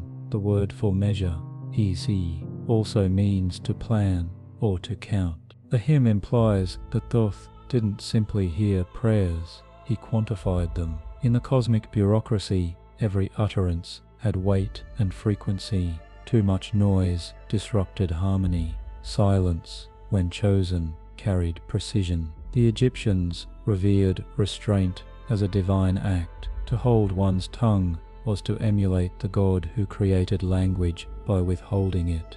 Archaeologists have found inscriptions in scribal schools where students practiced formulas like "do not speak more than what is required." These exercises were moral training as much as linguistic. A good scribe was one whose silence could listen. Among the instructions of Amenemope, a wisdom text from the New Kingdom, appears a line clearly inspired by Thoth. "The silent man is the one whom the Lord of all loves. The loud man is detested." Its advice and theology intertwined, the notion that order survives through composure. Inside certain temple reliefs, Thoth is depicted alongside two lesser-known deities, Saya perception and Hu utterance. Together they form a trinity of cognition. Saya perceives reality, Hu gives it voice, and Thoth records the union of both. Some Egyptologists consider this the oldest representation of consciousness as process, sensation, expression, reflection, each stage divine, each reversible. Through this trinity, the Egyptians explained how gods could think the world into being. Creation wasn't spontaneous, it was administrative. And then there is the phrase carved into the walls of Edfu Thoth, "Who measures silence?" What could silence measure? Scholars interpret it in several ways. One theory holds that it refers to the gaps between hieroglyphs, the spaces that structure meaning. In temple inscriptions, spacing is deliberate. It guides rhythm for chanting. Thoth's measurement of silence, then, would be his control of timing, making sure divine speech never overlaps, that the cosmos breathes between words. Another theory sees it as astronomical, the silent intervals of the moon's dark phase, the nights when Thoth hides his light. Either way, the phrase captures Egyptian genius for paradox. Even absence could be divine data. During nightly temple rituals, priests reenacted this cosmic balance. They began by reciting hymns, then stood motionless, waiting. The pause between invocations was as sacred as the chant itself. The idea was that silence allowed the gods to respond. In that moment of stillness, communication reversed. The divine spoke through absence. What moderns might call meditation, they understood as participation in creation's rhythm. Sound and silence were the inhale and exhale of existence. In funerary scenes, Thor's ibis-headed form sometimes appears twice, once writing, once watching. The duplication suggests duality within wisdom, knowing and recording, reflection and articulation. This pattern mirrors the Ka and Ba, two forms of the same essence, separated by function. Even gods, it seems, were composed of dialogue. Mathematics, too, belonged to Thoth. He was patron of geometry, survey, and accounting.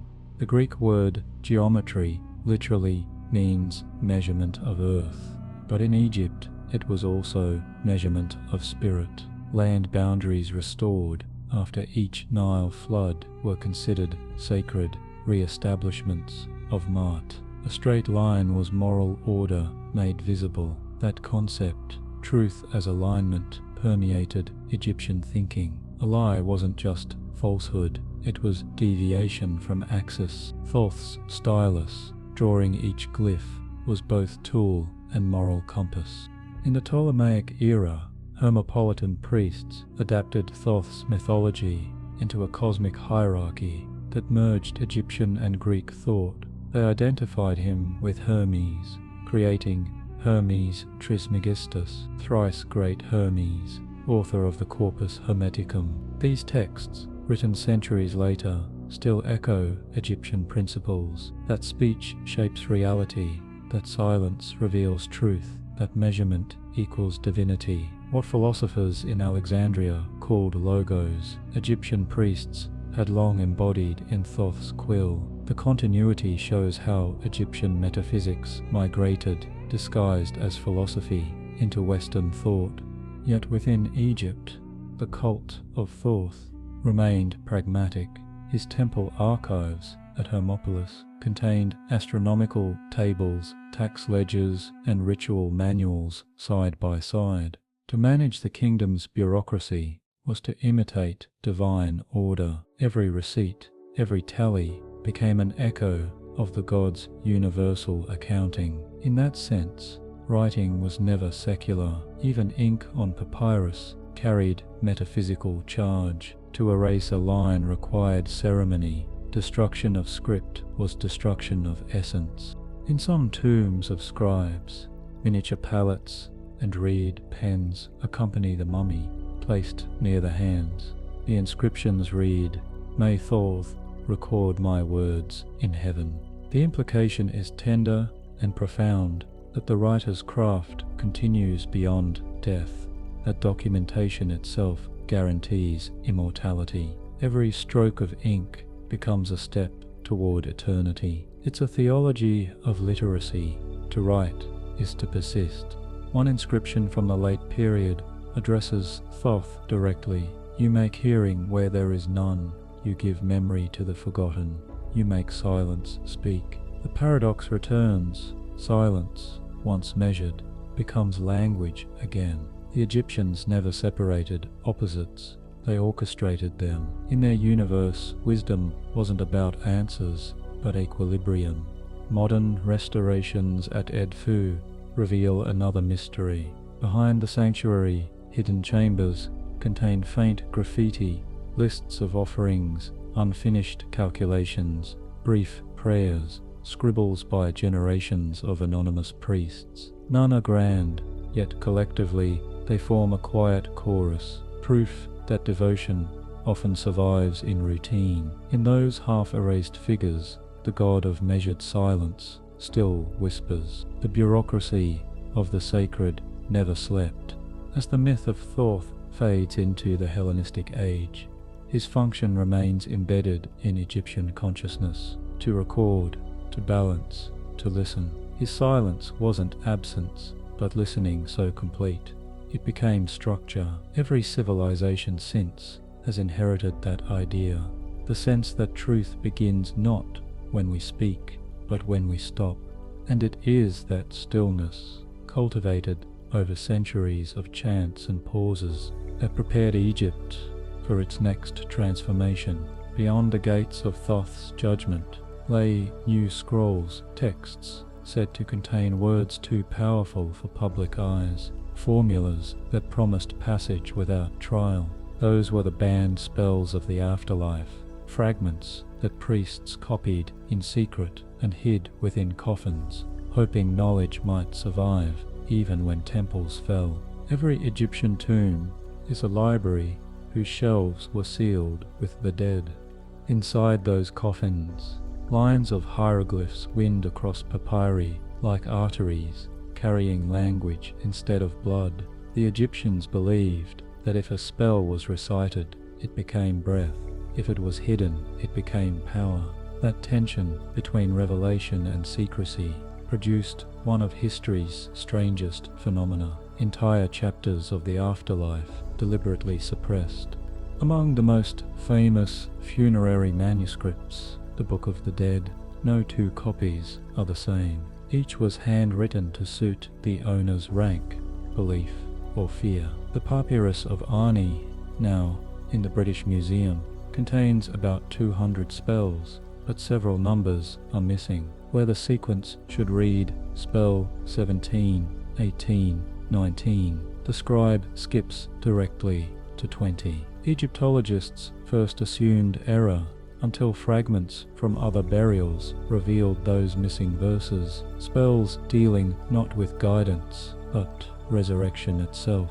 They describe the moment when the Ba and Ka fuse and the corpse begins to breathe, perhaps too sacred for public eyes, perhaps too close to divine mechanics. They were omitted intentionally. In a civilization where words enacted creation, to publish such formulas might risk cosmic instability. Other copies show curious editorial behavior. On one Theban papyrus, the scribe starts to write spell 64, to become a living soul forever. then halts halfway through the title, replacing the glyphs with a blank red line. It's as though the pen itself recoiled. The surrounding commentary, added centuries later, warns it is forbidden to recite before the uninitiated. Scholars reading these breaks see them not as censorship, but as evidence of awe, the ancient equivalent of leaving space for the unspeakable. Archaeological context supports the pattern. In the Valley of the Kings, fragments from tomb KV 62, the burial of Tutankhamun, contain passages absent from every known edition of the Book of the Dead.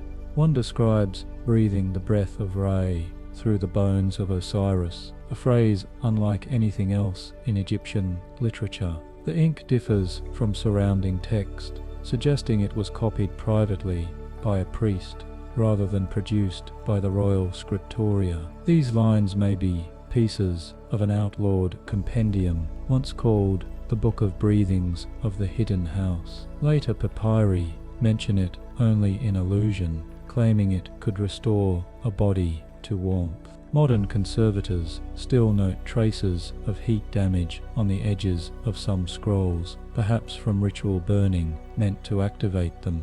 The taboo extended beyond text. Within burial chambers of the late New Kingdom, artists painted scenes of the deceased surrounded by blank rectangles, the so-called sealed verses. The absence was deliberate. Each empty panel represented a spell known but unspoken. In Egyptian thinking, the unsaid word remained potential energy, a cosmic reserve that the soul could release privately. The design was theological encryption centuries before ciphers existed.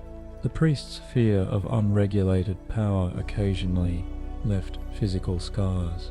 In a cache of damaged papyri at Deir el-Medina, several rolls bear slashes through specific hieroglyphs, signs for Ankh life and Neshmet, boat of the gods, violently erased. Carbon analysis dates the mutilation to the reign of Seti Soken, when religious factions fought over funerary doctrines. Some historians call it the first recorded book burning, yet the priests did not destroy knowledge, they obscured it. The same texts reappear later in the coffin of Chain Hebu. Rephrased in riddles, he who knows this secret will live again, but his tongue must be stone. Censorship had evolved into code. Why such fear of words? Because Egyptian theology treated speech as technology. The universe began when the creator god Atum spoke his own name into being. Every incantation was an echo of that primal utterance. To speak incorrectly could fracture order. To speak too soon could rival the gods. This is why funerary scribes used red ink for dangerous phrases, the color of both life and warning. Red text signaled spells that could summon fire or reanimation. Even copyists worked under ritual constraint, washing their pens and reciting purification prayers before writing the verbs of creation. A rare example of self-conscious censorship survives on Papyrus Leiden 350 after a formula invoking the breath that kindles bones. The scribe adds in smaller script, not to be shown to anyone. The following page begins with a hymn to Thoth, the divine editor, asking him to bind the tongue of the unworthy. The sequence reads like an editorial memo from the afterlife. In the late period, some priests attempted to reconcile secrecy with accessibility by dividing spells into white and black categories, not in moral but initiatory sense. The white spells could be recited publicly, the black only within the inner temple. A text from Hibi's temple lists 37 black spells of the West, each described merely by title: Spell of the Two Hearts, Spell of the Hidden Gate, Spell of the Breath Returned. Their contents remain unknown. None have survived complete, but graffiti on nearby walls hint that they involved rebirth through sound vibration. The priests perhaps feared misuse by amateur magicians whose charm scrolls were already spreading among commoners. Indeed, evidence of popular sorcery appears everywhere. Ostraca from Thebes contain homemade versions of funerary formulas, reworded for love, luck, or vengeance. One reads, "May he love me in life, as Ra loves the dawn," echoing sacred syntax. To the authorities, this casual borrowing was profanation. Orders from temple archives threatened penalties for uttering divine names without cause. Yet the persistence of such copies shows that ordinary Egyptians wanted the same access to eternity the elite monopolized. Forbidden knowledge became folk religion. Modern discoveries continue to unearth these hidden texts. In 2016, fragments from a coffin in El Hiba revealed parts of an unknown spell, invoking the flame that breathes without air. Chemical tests detected resin consistent with cedar oil, used in rituals of rejuvenation. The formula's syntax matches no known script. Some hieroglyphs appear inverted as if mirrored. Egyptologists suggest the reversal symbolized the inversion of death itself. Even at the end of their civilization, priests were still experimenting, encoding resurrection into grammar. What fascinates scholars today is how this censorship paradox kept Egyptian religion alive. By limiting access, the priests preserved mystique. By concealing, they ensured continuity. The forbidden texts became a renewable mystery. Each generation of scribes rediscovered them in fragments, reinterpreted them, and declared the rest still hidden. Eternity, once again, sustained by incompletion. In the faint light of museum vaults, conservators unroll those blackened papyri, their edges trembling. Sometimes the ink flashes red under infrared cameras, phrases invisible to the naked eye. One line, recovered from a charred fragment in Turin, reads, "I shall not tell what I have seen in the chamber of flame." The sentence stops there. After 3,000 years, secrecy still performs its function.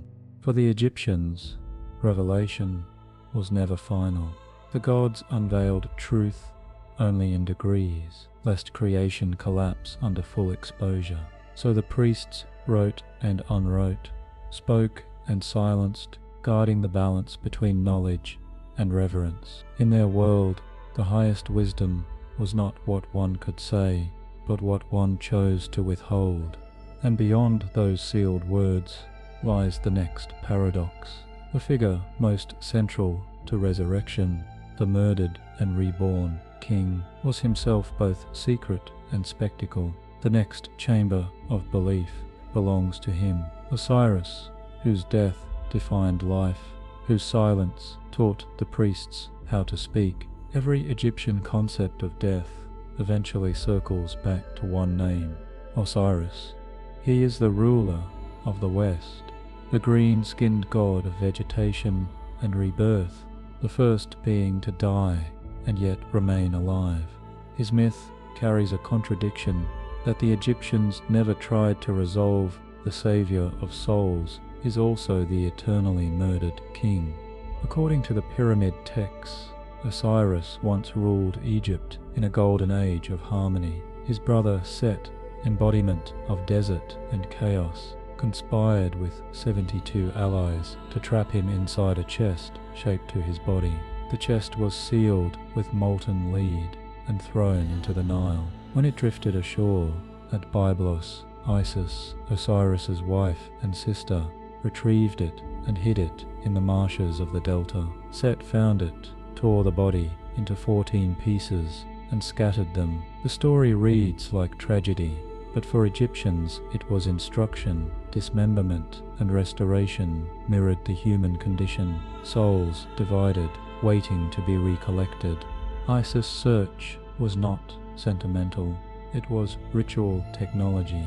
Assisted by Nephthys and Anubis, she reassembled the fragments, wrapping each with linen, chanting the secret names that reanimated flesh. The pyramid texts call this the day of rejoining the limbs of the king. Modern scholars see in it the prototype of mummification. Each embalming bandage represented a word of resurrection, each layer a verse of a hymn. When Isis fashioned a new organ to replace what Set had destroyed, she didn't restore anatomy, she completed creation. From this act, the Egyptians derived their conviction that wholeness could be rebuilt from ruin. The myth's second movement is judgment. Once reassembled, Osiris does not return to rule the living. He becomes sovereign of the dead. His enthronement beneath the western horizon transforms the tomb into a courtroom. Every mortal after him faces the same verdict he once endured. The paradox deepens. Death's victim becomes death's arbiter. Iconography shows him seated on a high dais, skin tinted green with renewal, a crook and flail across his chest, symbols of agriculture and kingship, nurture and discipline joined. In royal tombs, the walls narrate this cycle again and again. The murdered god lies on a bier. The falcon of Horus hovers above. From the corpse rises a sprouting stalk of grain. At Abydos, priests performed this image each spring during the festival of Koyak. A mud effigy of Osiris was planted with barley. When shoots emerged, the people proclaimed, "Osiris lives." Archaeobotanical samples from temple gardens confirm the practice. Trays of fertile silt still contain ancient barley husks. The ritual was both agriculture and theology, proof that decomposition feeds continuation, yet the texts refuse closure. Some hymns insist that Osiris rose bodily, joining the sun in the sky. Others claim he remains forever in the earth, providing life from below. The contradiction is deliberate. Osiris is simultaneously absent and present, dead and alive, victim and ruler, the axis between states. Egyptologists call this the Osirian paradox, a theology that defines divinity as permanent transformation. Politically, the myth legitimized monarchy. Each new pharaoh declared himself son of Osiris, inheriting both the throne and the obligation to die in order to sustain Mahat. Inscriptions from the New Kingdom address the king as he who dies that Egypt may live. The institution of kingship thus became a ritual of sacrifice. The living king was Horus, the dead king. Osiris' continuity required alternating mortality. Isis's role evolved alongside this theology. Her tireless search and magical resurrection of her husband turned her into the prototype of piety and motherhood. The hymn to Isis from Philae calls her she who gives speech to the silent. In myth, she reteaches Osiris to speak, echoing the priestly rite of the opening of the mouth. Through her, language conquers death again. When Greek visitors encountered her cult in the first millennium BCE, they equated her with Demeter and Aphrodite. The mystery religions of the Mediterranean absorbed her promise that grief could become creation. Osiris's dismemberment also produced geography. Each piece of his body was said to rest in a different shrine, binding the land together through sacred anatomy. The head at Abydos, the heart at Memphis, the spine at Heliopolis. Temples became organs of the divine corpse. Even the Nile's annual flood was interpreted as his blood renewing the fields. Modern sediment studies reveal that Egyptian calendars aligned, planting with flood stages. Myth and hydrology flowed together, but the myth carried moral dimension too. In the Book of the Dead, the deceased proclaims, "I am Osiris N, true of voice." To be justified after death was to become a version of Osiris, to reenact his ordeal of dismemberment and restoration. Salvation meant identification. That psychological universality kept his cult alive through every dynasty. The peasants who harvested grain enacted his resurrection daily. The kings who built pyramids copied his ascent in stone. Later theology complicated the story further. Texts from the Book of Caverns hint that Osiris never fully awoke, that part of him remains inert to keep the cosmos stable. If he rose entirely, the boundary between life and death would collapse. Thus, cosmic order depends on the god's incompleteness. The Saviour must remain half dead. It's an idea astonishingly modern: equilibrium sustained by imperfection.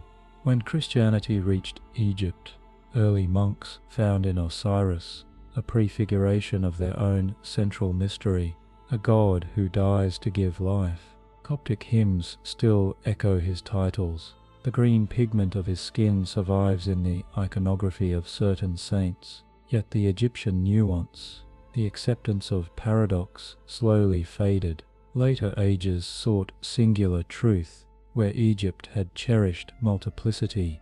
Standing today in the temple ruins at Abydos, one can still see the relief of Isis leaning over Osiris's wrapped body, wings spread like protective sails. The scene compresses the entire Egyptian worldview: love, loss, craft, and renewal fused into ritual. Every priest who embalmed a corpse, every mourner who spoke a name, reenacted that gesture. Through repetition, paradox became permanence. Osiris's mystery endures because it explains not how death ends, but how it continues to sustain. The Egyptians looked at decay and saw fertility. They looked at silence and heard potential in their theology. Every ending is half an opening, every burial a rehearsal for sunrise, and it is from that green-tinted horizon that the next revelation rises. The idea that preservation itself, mummification, was not merely protection from rot, but the final stage of divine engineering, a science designed to turn flesh into star. The Egyptians never separated faith from craft. To preserve the soul, they first had to preserve the vessel that contained it. Mummification was not superstition. It was applied theology, an experimental science of eternity. Each incision, each resin, each linen wrap reenacted the moment when Isis restored the torn body of Osiris. Through repetition, the miracle became routine. The earliest burials at pre-dynastic sites like Nakada and Abydos show that natural preservation by desert sand inspired the idea. Bodies interred in shallow pits desiccated quickly, remaining intact for centuries. Archaeologists have found grave goods and food offerings beside them, proof that even then people imagined continued existence. When royal tombs began to be cut deep into rock, the environment changed. Decomposition followed. Priests responded not with surrender, but with chemistry. By the Old Kingdom, embalmers at Saqqara had developed a method that halted decay through dehydration. They began by removing the internal organs, source of moisture and corruption. The heart, seat of the soul, was usually left in place. The brain, considered dispensable, was extracted through the nostrils with bronze hooks. Modern CT scans of New Kingdom mummies confirm this technique precisely, showing resin plugs sealing the skull cavity. The emptiness was deliberate. Thought resided not in the head, but in the heart. The next stage was purification. The body was rinsed with palm wine and natron solution, the same mineral compound used in temple cleansing rituals. Natron, sodium, carbonate, and bicarbonate absorbed water, drawing out decay. Experiments by forensic pathologists in modern laboratories show that the process can desiccate tissue within 40 days, exactly the period described in later Greek accounts. The Egyptians had calibrated time biologically. When drying was complete, priests anointed the body with cedar, myrrh, and frankincense. These substances were costly imports from Lebanon and Punt. Their aromatic oils doubled as antiseptics. Traces of them still perfume museum storerooms today, faint reminders of sanctity turned chemistry. The embalmer's mixtures varied by era and social status. Analysis of residue from the workshop, recently unearthed at Saqqara in 2018, show sophisticated recipes. Animal fat blended with bitumen and pistachio resin, compounds known to inhibit bacteria. The discovery confirmed that ancient technicians understood preservation at molecular level. After anointing came wrapping, the most symbolic phase. Each limb was bound separately, accompanied by recitations from the ritual of embalming. Spells spoke directly to the body parts. O leg, walk. O arm, act. O heart, remember. The act transformed flesh into text. Every bandage, a line of scripture. Some mummies required hundreds of meters of linen, sourced from temple donations, or reused household cloth, marked with laundry symbols that still show through resin. Nothing was wasted. Even recycling had theological meaning. The old made new. Between layers, priests inserted amulets, scarabs for the heart, DJ'd pillars for stability, eyes of Horus for protection. Placement followed exact templates, preserved on papyri. The papyrus Bulak 3 lists 37 specific positions, each corresponding to a region of divine anatomy.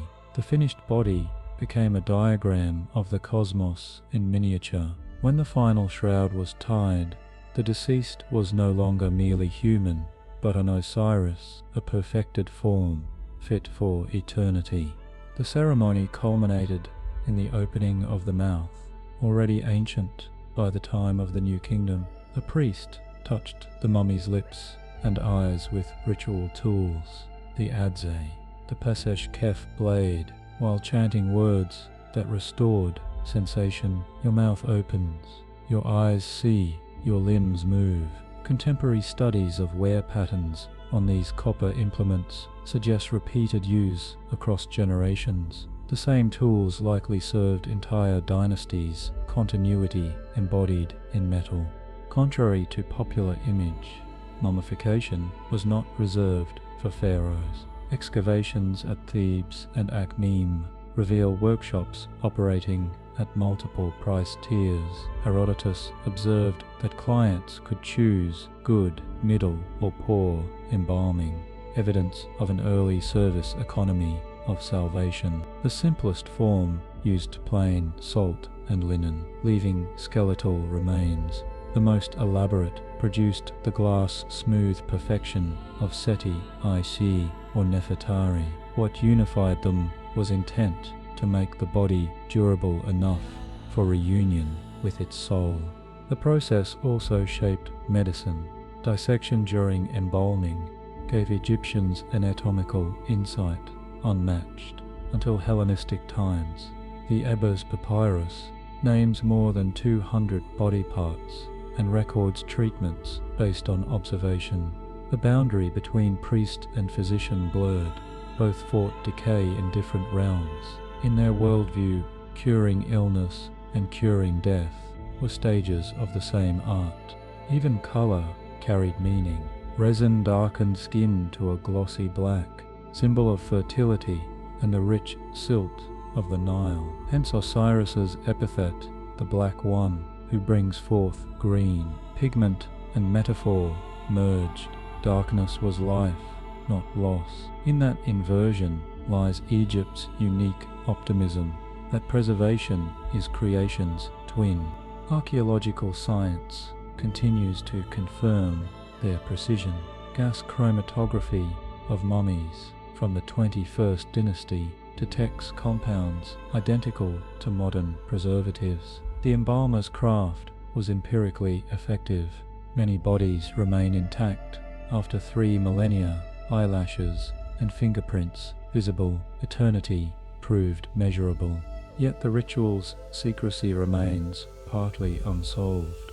Texts mention a place of purification sealed during work so that only the high priest of Anubis could witness the rites. The workshop discovered at Saqqara matches the description: a central shaft surrounded by basins, jars labelled in Demotic script for the head for making fragrant. Inscriptions show that each day corresponded to a cosmic event. Day 1, the drowning of Osiris. Day 14, his reassembly. Day 70, his ascension. The calendar of embalming repeated myth as schedule. When the final procession carried the mummy to its tomb, priests chanted, "You are young again, you live again, you rise every morning with the sun." The statement was not metaphorical. The preserved body ensured that the soul would recognize itself, preventing dissolution. Without form, the Kai could not eat, the Ba could not return. Physicality was prerequisite for eternity. Modern viewers often marvel at the mummy's serenity, mistaking it for artistic choice. It is technical triumph. Under resin and linen, the human face became a mask of continuity, neither alive nor dead, a fixed point in the river of decay. The Egyptians engineered that stillness with the precision of surgeons and the devotion of priests. Their achievement redefined mortality.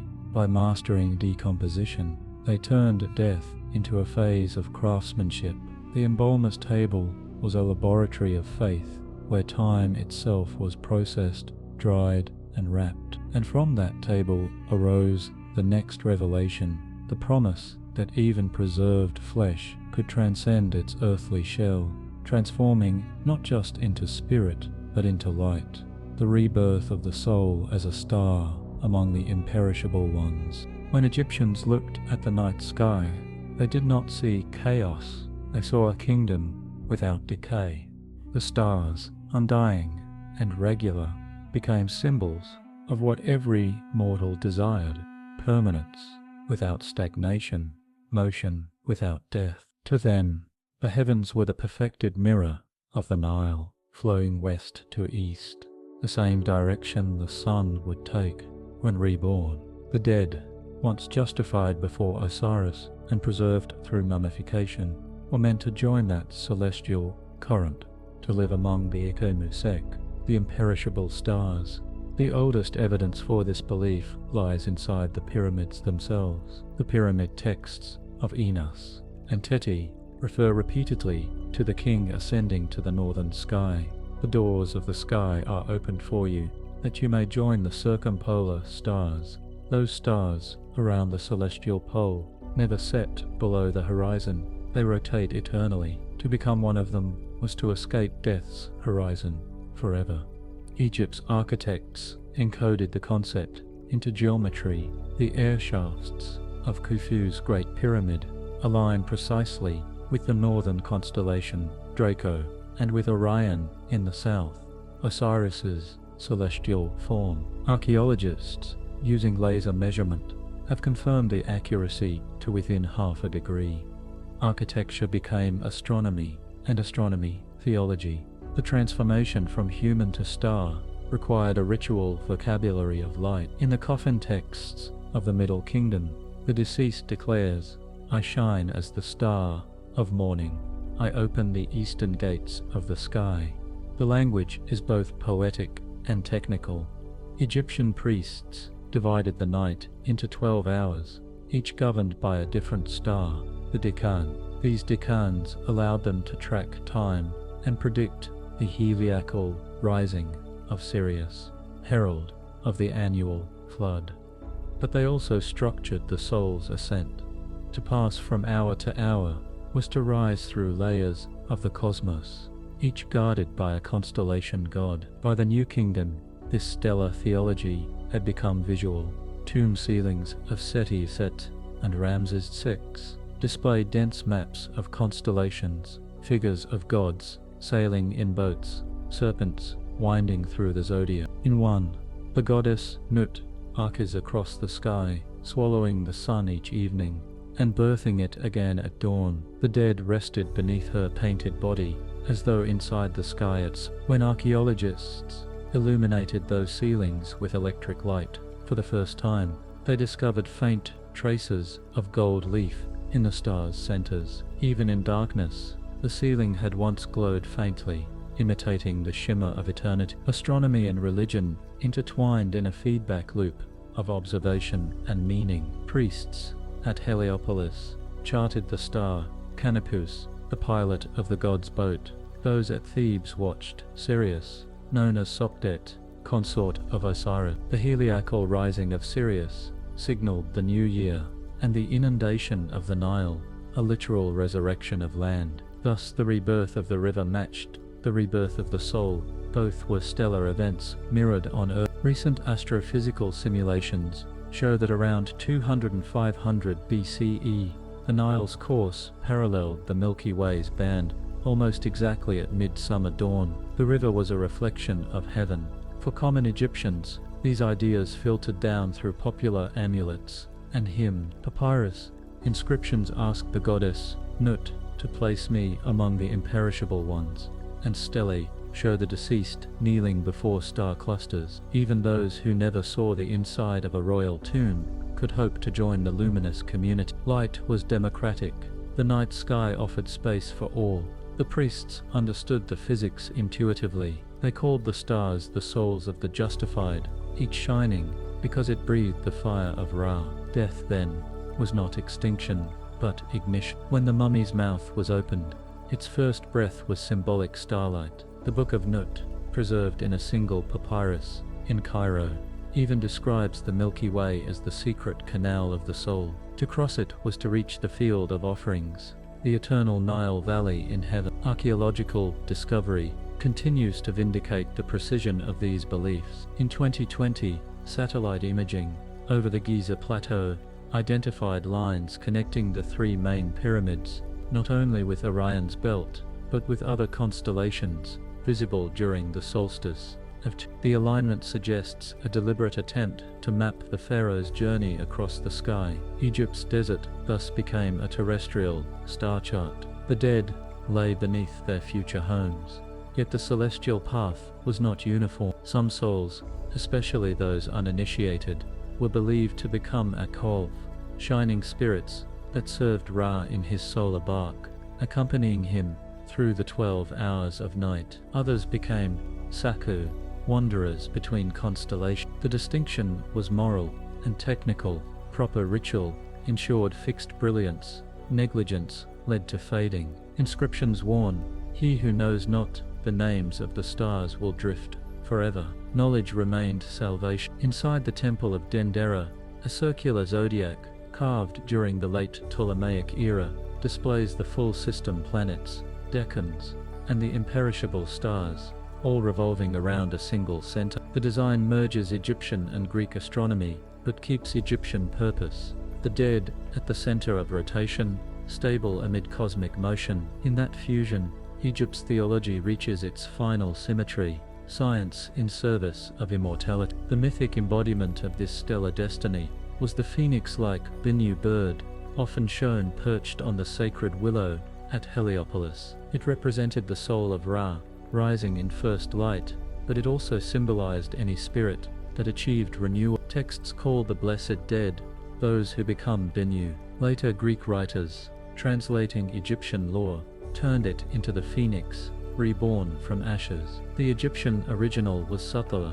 The bird didn't die, it transformed into light invisible by day, visible by night. The soul too alternated between seen and unseen phases. For Egyptians, to look at the stars was to look at their ancestors. Tomb inscriptions urge the living, raise your eyes to the heavens, for there your fathers shine. This belief sustained remembrance as cosmology. Memory did not fade with generations, it intensified, glowing higher each night. The sky became archive.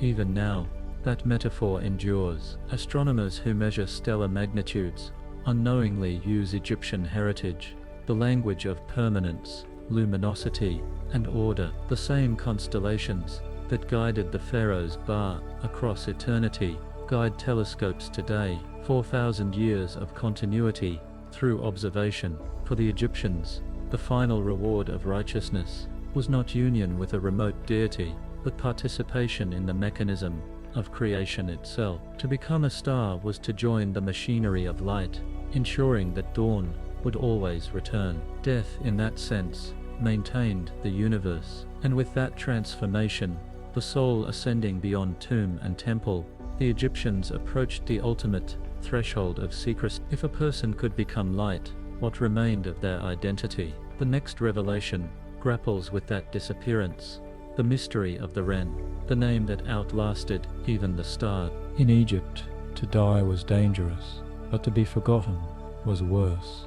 The Egyptians believed a person lived as long as their Ren, their name, was spoken.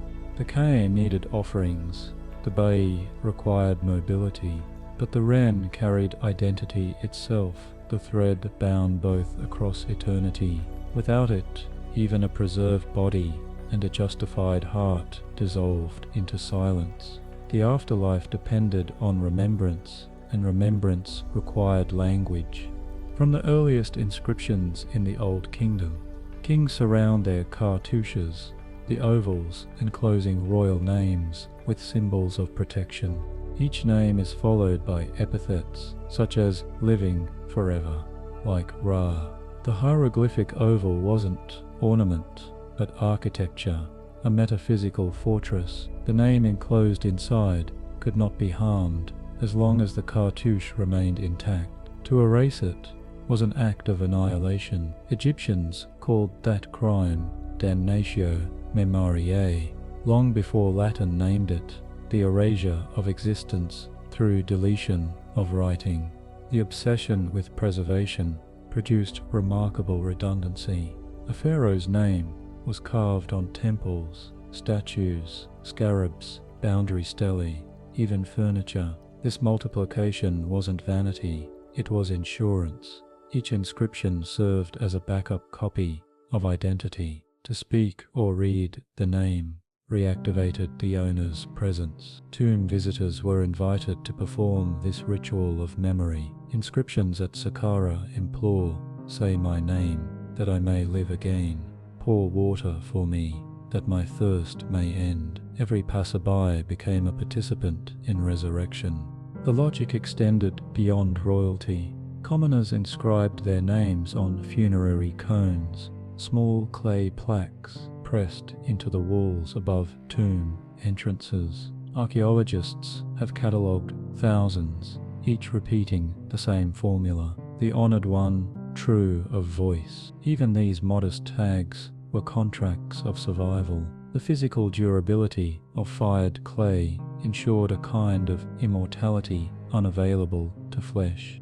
The link between speech and being runs deep in Egyptian thought. Creation itself began when Atum uttered his own name into the void, bringing light and order. To name was to manifest. Hence the paradox: words gave life, but could also unmake. Throughout Egypt's long history, enemies were erased from monuments, as if killing them a second time. The most famous victim was Akhenaten, whose monotheistic revolution had upended the old order.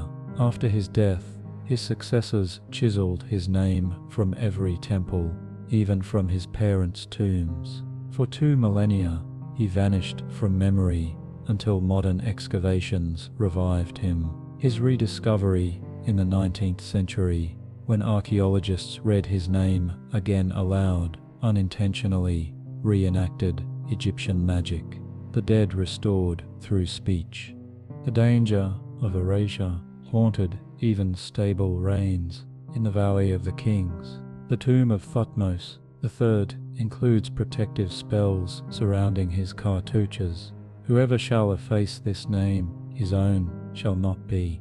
The curse is less superstition than metaphysics. Destruction of identity rebounds upon the destroyer. The name's endurance guaranteed moral symmetry. Temples functioned as memory engines. Priests read lists of royal names during daily rituals, maintaining an unbroken chain from the mythical first king to the present pharaoh. The Abydos king list, carved on the wall of Seti Thore's temple, contains 76 names of predecessors. Some are omitted heretics, usurpers, but the sequence itself proclaims continuity. The act of recitation turned genealogy into liturgy. Egypt's concept of history was not linear progress, but cyclical remembrance. To look back was to keep the future alive. The same principle shaped language. Hieroglyphic script is partly pictorial, partly phonetic, a system designed not only to communicate, but to endure visually. Each sign doubles as image and sound. To see it is to hear it. The walls of tombs were therefore living records, continually speaking the owner's name to the gods. Even silence in those chambers hummed with potential voice. When archaeologists shine light across the carved reliefs today, the shadows cast by incised glyphs mimic the shimmer of speech, a physical echo of metaphysical purpose. Names also evolved after death. Once a person was justified before Osiris, their title changed. They became the Osiris name. This formula signified successful transformation. The original Ren merged with divine nomenclature, ensuring permanence. Every mummy, royal or humble, carried this upgrade, proof that salvation was linguistic as well as spiritual. Yet names could multiply dangerously. Pharaohs with long reigns often adopted new epithets. Horus names, golden falcon names, throne names, each emphasizing different aspects of divinity. The multiplicity mirrored the Egyptian idea of the soul's components. Identity was composite, not singular. To have many names was to exist on many planes. The god Amun, whose name means the hidden one, embodies the paradox most clearly. To pronounce his true name was impossible, for concealment was his essence. In that sense, anonymity itself became sacred. During the late period, when foreign powers ruled Egypt, the theology of the name took on political weight. Greek rulers adopting Egyptian titles sought legitimacy through inscription. Ptolemy, I commissioned temples inscribed with his name alongside that of Amun, merging identities across cultures. The famous Rosetta Stone repeats the royal decree in hieroglyphs, Demotic and Greek, 3 scripts ensuring eternal recognition. Ironically, that same stone would later restore our ability to read Egyptian, reviving thousands of forgotten names. The cycle of loss and recovery continued exactly as the ancients expected. The reverence for naming extended into personal devotion. Letters to the dead found in tombs address the deceased directly by name, often complaining of illness or misfortune. The writers expected response. In Egyptian belief, to call the name of a justified spirit could invite its intervention. The boundary between memory and presence was porous. Speech crossed it easily. For all its grandeur, this system reveals a human anxiety that existence might depend on others remembering to speak. Egyptian eternity required community. No soul could survive isolation. The hieroglyph for name itself combines a mouth and a ripple of sound. Identity as vibration shared between voices. To live forever was to resonate. Modern Egyptologists sometimes note that when tourists raid the cartouches allowed in museum galleries, they fulfill the ancient contract. Every spoken Tutankhamun, every whispered Nefertari briefly restores the life those syllables once carried. The continuity of the Ren persists through accidental ritual.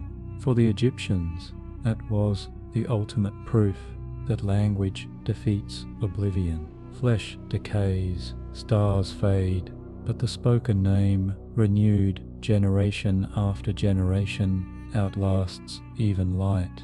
In that conviction lies the calm center of their entire theology, immortality, achieved not by escape from time, but by endless repetition within it. And yet the priests knew that even a name could fracture. Some texts whisper of a deeper secret, the hidden name, the word only the gods knew, which sustained creation itself. To utter it wrongly would unravel the cosmos. The pursuit of that forbidden identity leads us into Egypt's next and most perilous mystery, the language of the gods. Every civilization dreams of a perfect language, one that names things so truly the universe must obey. For the Egyptians, that dream was no metaphor, it was daily practice. They believed the gods spoke in hieroglyphs, and that every sign was a fragment of divine speech. To write was to participate in creation. To miswrite was to distort the world. Within that conviction, scribes and priests cultivated one of history's most sophisticated sacred languages, a system at once visual, musical, and mathematical, the Medu Neter, the words of the gods. To outsiders, hieroglyphs looked like pictures. To Egyptians, they were equations. Each sign represented sound, sense, and essence simultaneously. The symbol of a bird didn't merely stand for its name. It carried the living quality of flight, hence damaged hieroglyphs could be dangerous. On tomb walls, artisans deliberately carved vultures or serpents incomplete, breaking their heads or tails to prevent them from coming alive in the afterlife. Even art had to be edited for safety.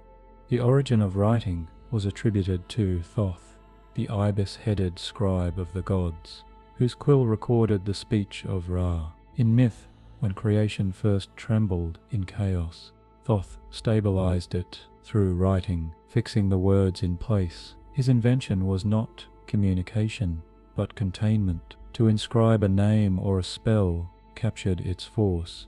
Once sealed in stone, it could operate forever. That permanence made writing both sacred and perilous.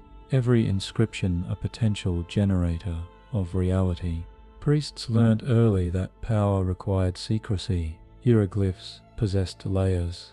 The spoken reading known to the public, the ritual reading known to initiates, and a hidden resonance known only to the gods. The Book of the Dead calls this last level Rekhar, the knowledge of utterance. It implied that beneath phonetics lay vibration, the cosmic frequency of a word. Egyptian temples were tuned accordingly. Columns and chambers were designed to amplify chants so that sound became architecture. Modern acoustic tests in Karnak confirm resonances at 110 Hz, the average frequency of a male voice chanting. The building itself responded to language. The script's structure mirrored cosmology. Hieroglyphs could be read left to right or right to left, depending on the direction of the figures. The flow followed divine gaze, not grammar. Each line arranged the world anew. To inscribe Ra rises in the east, facing east, aligned the phrase physically with its meaning. Text as ritual compass. Writing was orientation in the cosmos. Language also bridged life and death. The spells painted inside coffins and pyramids were not literature. They were engines meant to function eternally. The Egyptians called them heka, a word usually translated as magic, but closer to activation. Heka was the divine energy embedded in sound. When a priest spoke the proper syllables, he didn't summon gods, he synchronized with them. Every human voice, properly trained, could resonate with creation's original tone. This concept demanded precision.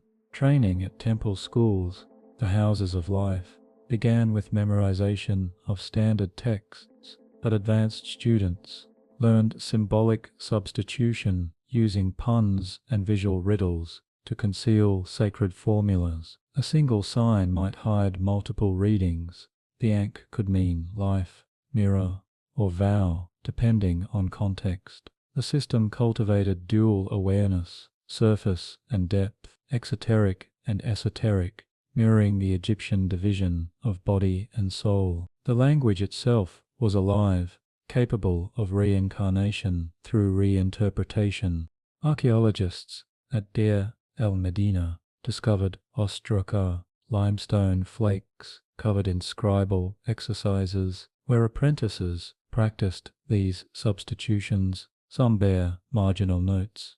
Do not read aloud. Even learning carried taboo. The belief that sound could awaken divine forces made silent reading an invention of safety. Silence, paradoxically, became another form of speech. When Greek travelers arrived after Alexander's conquest, they marveled at this complexity.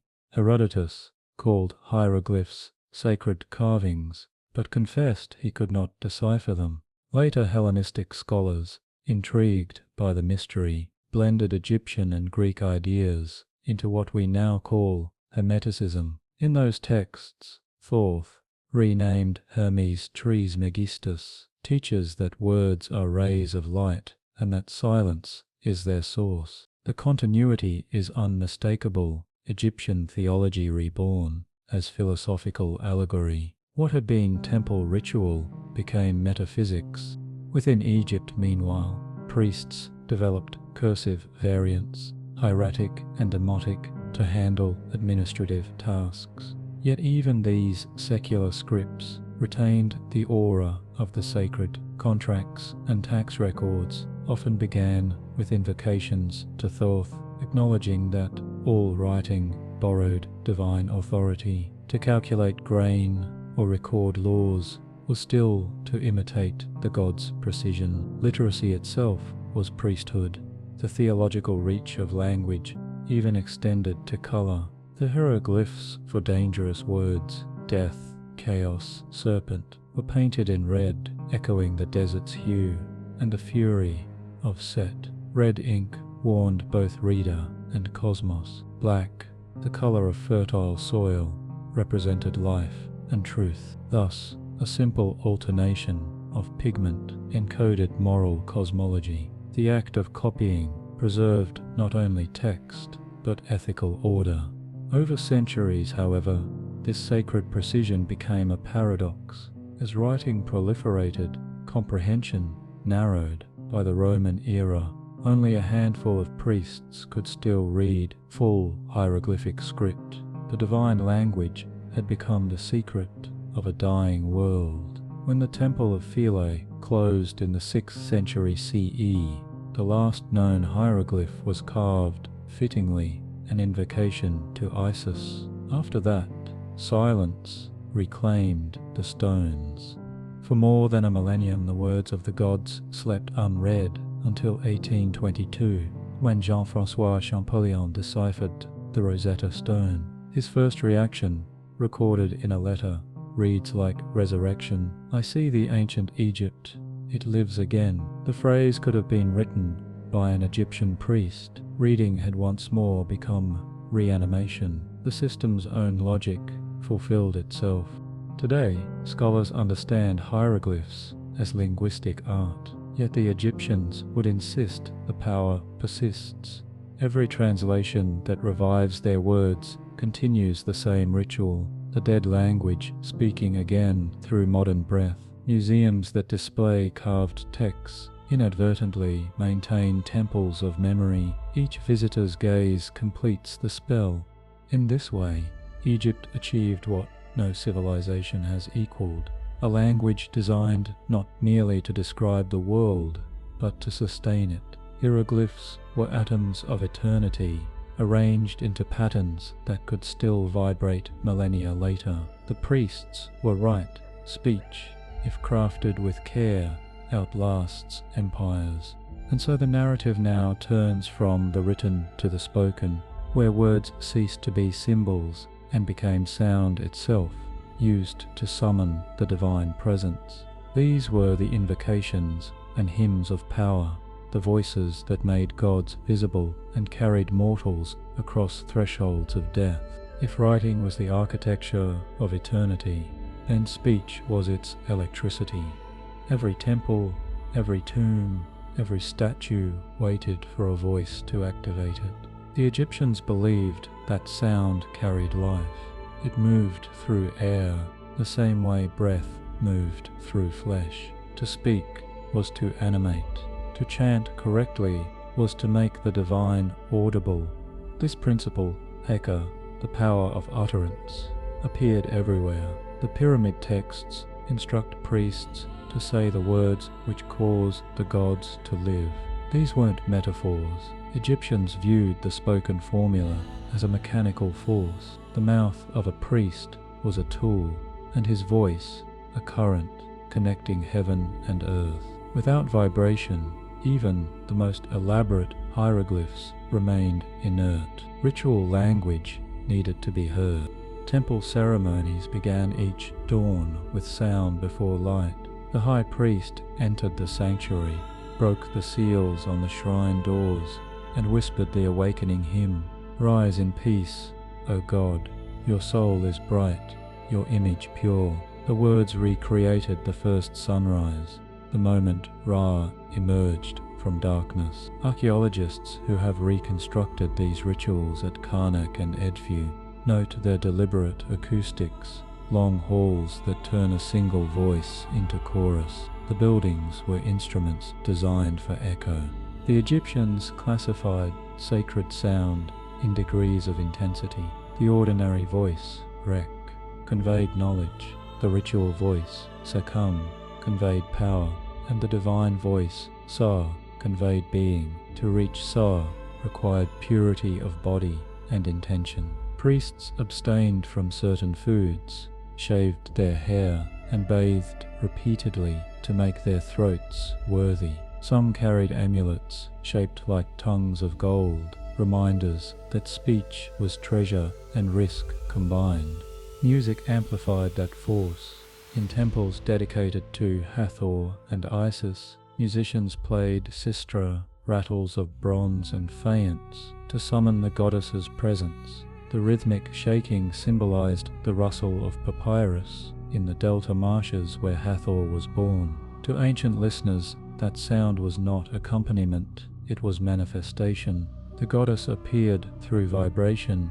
Archaeomusicologists who have reproduced those instruments find their tone sharp yet soothing, tuned to frequencies that resonate with the human chest cavity. The body itself joined the hymn. Choruses of women, known as chantresses of Amun, maintained these harmonies. Inscriptions list them by name, showing that musical priesthood was one of the few religious offices open to women. Their songs filled the processions that carried statues of gods through city streets. When the sistrum rattled and the crowd cried Ankh, life, the line between spectator and deity dissolved. The god's statue swayed on its barge. Mortals and immortals shared rhythm. Religion became performance of reciprocity. Behind closed doors, more secret chants governed the resurrection of kings. During the embalming ritual, priests murmured continuous invocations so the dead would not feel loneliness. The ritual of embalming preserves some lines: "Your bones are bound, your limbs gather, your heart rejoices, your mouth opens." The repetition acted as sonic stitching, holding form together until the soul recognized its home. Silence was the enemy of integrity. Each god had a unique voice print. Ra thundered. Osiris whispered Thoth, intoned precisely measured syllables. To imitate those voices required musical scales as well as words. Flutes, harps, and drums supplied tone, but the main instrument was always the human breath. Breath itself was divine inheritance, the first act of creation, Satum breathing life into his children, Shu and Tefnut. Every exhalation reenacted that primal gesture. In temples, chanting priests literally recycled creation with every hymn. The structure of these chants followed astronomical logic. Texts from Dendera and Edfu divide the daily liturgy into 12 sections corresponding to the 12 hours of day and night. Each hour demanded a specific recitation matching the sun's movement through the sky. Thus, the nation prayed in synchrony with the cosmos. When a priest in Thebes spoke at midnight, another in Memphis echoed him at dawn, ensuring uninterrupted sound across the two lands. Egypt functioned as a continuous voice. Foreign visitors noticed the discipline. Greek travelers described Egyptian rituals as singing without melody, perhaps mistaking monotone chant for plain speech. In truth, the monotone produced resonance, sustained vibration that merged voices into a single field. Modern acousticians recording chants in restored temples find that when multiple priests chant a single vowel, a secondary frequency appears, a low hum created by interference patterns. The ancients may not have known the physics, but they knew the effect, a palpable presence filling the room. The most powerful hymns were epiphanic. They didn't praise the gods, they invoked them physically. The Litany of Re, carved in tombs of the New Kingdom, lists 75 forms of the sun god, each preceded by a vocal command. Hail to you who come forth in light. Reciting the entire sequence took an hour. Priests believed that during those recitations, the gods' energy flowed through their bodies, transforming them temporarily into divine vessels. The self dissolved into sound. Ordinary people engaged in a gentler version of this technology. Workers at Deir el-Medina left graffiti hymns on tomb walls, short exclamations like praise to Amun when he listens, or speak, my heart, to the Lord of the throne. The writing froze their prayers, but when later visitors read them aloud, the prayer revived. Egypt's landscape thus became an open-air choir, perpetually self-renewing. Some scholars see echoes of this worldview in later religions. The Jewish Amen, the Christian Alleluia, and the Islamic Amen all derive from Semitic roots, meaning, so be it. But Egypt used similar affirmations centuries earlier. In hymns to Ptah, priests closed recitations with Ankh, literally life, both declaration and creation. To speak affirmation was to cause existence. The theology of effective speech, performative utterance, in modern linguistic terms, originated on the Nile. The acoustics of resurrection even shaped architecture. In pyramids and temples, narrow shafts and vaulted ceilings functioned as resonators. Engineers using 3D models have shown that certain chambers amplify frequencies between 100 and 120 Hz, the human range for deep chanting. The effect would have enveloped participants in standing waves of sound. Inside such vibration, boundaries between body and space blur. The experience must have felt like immersion in the god's own breath. But the Egyptians also feared misuse of that power. Magical papyri warn against false speech and uncommanded words.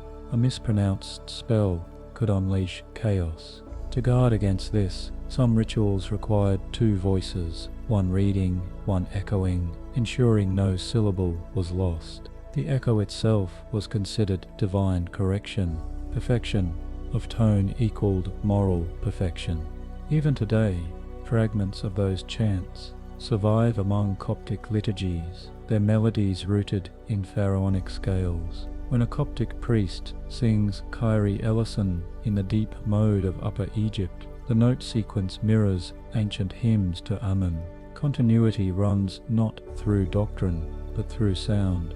The Egyptians never doubted that gods listened. They imagined speech as light shaped by breath, a bridge of gold extending from the human mouth to the divine ear. Each ritual began with the phrase, "May my words be sweet to your heart." Sweetness, not thunder, defined sacred authority. Power resided in harmony, and that harmony, sustained over centuries of temples and funerals, became the voice of Egypt itself, a civilization that sang its theology rather than merely believing it. The next mystery flows naturally from that resonance. if sound could summon gods, could it also command spirits? In the next chapter, the chants turn inward, transforming from hymns of praise to spells of protection, the sound shields of the dead. Every Egyptian tomb was designed to hear. The walls were not mere surfaces for art, but instruments, resonant chambers, meant to catch voices, hymns, and footsteps. Within those stone corridors, the living spoke to the dead, and the dead, it was believed, could answer.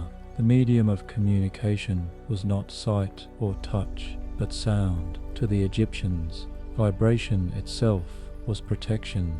Noise could repel chaos. Out of that conviction grew one of the most elaborate systems of vocal magic in antiquity, the sound shields of the dead. The origin of this practice lay in the fear of the mute, the restless dead. Without proper rites, a spirit might wander, hungry for voice and remembrance. Priests therefore armed the justified soul with spells that echoed like armor. Each incantation in the Book of the Dead functioned both as map and defense. When recited, the words surrounded the traveler like a sonic barrier, warding off demons and confusion. The spells were called hika, but their shape was music, measured rhythm, repeated phrases, deliberate tone. Modern linguists, examining the meter of these texts, have noted remarkable consistency. Many follow patterns of 4-beat lines with final refrains, structures that lend themselves naturally to chanting. Egyptologists recording recitations by modern temple singers find that the ancient verses fit perfectly within contemporary Coptic tonal modes. Continuity exists not in melody, but in cadence. Egypt's spiritual DNA carried rhythm forward. Among the most striking examples is Spell 30b, the appeal to the heart, carved onto scarabs placed over the chest of mummies. It begins, "O my heart, do not stand up against me," as witness. The words were meant to be spoken aloud during burial. Their gentle rhythm calmed both the living and the corpse, reminding the heart to remain silent during judgment. The sound of mercy, not command, was the shield. Archaeologists analyzing wear marks on these scarabs note that many were rubbed smooth, perhaps by mourners repeating the verse as they held them, infusing the stone with voice. In other texts, protection came from imitation. Spell 162 instructs the deceased to speak with the tongue of Thoth and the voice of Ra. By copying divine frequencies, the soul harmonized with order, making itself invisible to chaos. The physics of sympathy, like tuning two strings to vibrate together, was already spiritual law. The Egyptians did not need modern resonance theory to understand that similarity in sound produced connection in essence. Inside tomb corridors, architecture reinforced the effect. Narrow passages and barrel vaults magnified chants into oscillating waves. Acoustical surveys in the tomb of Ramses VI reveal echoes with delays of nearly half a second, long enough to overlap with the next syllable. The result was perpetual vibration, a hum that filled silence. Some Egyptologists believe that priests designed those acoustics intentionally so that prayers would continue after they stopped speaking, a self-sustaining echo, a literal sound shield. The same principle applied to the dead themselves. Within the wrappings of certain mummies, tiny papyri inscribed with spells have been found rolled near the throat. These voice scrolls contain short hymns invoking the gods of breath, Sheut, Isis, or the air itself. When the mummy was moved or wind passed through the burial shaft, the papyrus could flutter faintly, creating whispering sounds. For the living, that noise signified response. For the deceased, it was self-defending speech. Even in absolute stillness, the dead could murmur protection. The most famous acoustic guardian was the Colossi of Memnon, two colossal statues seated on the west bank of Thebes. After an earthquake in 27 BCE cracked one statue, visitors reported that it sang at dawn, emitting a high tone.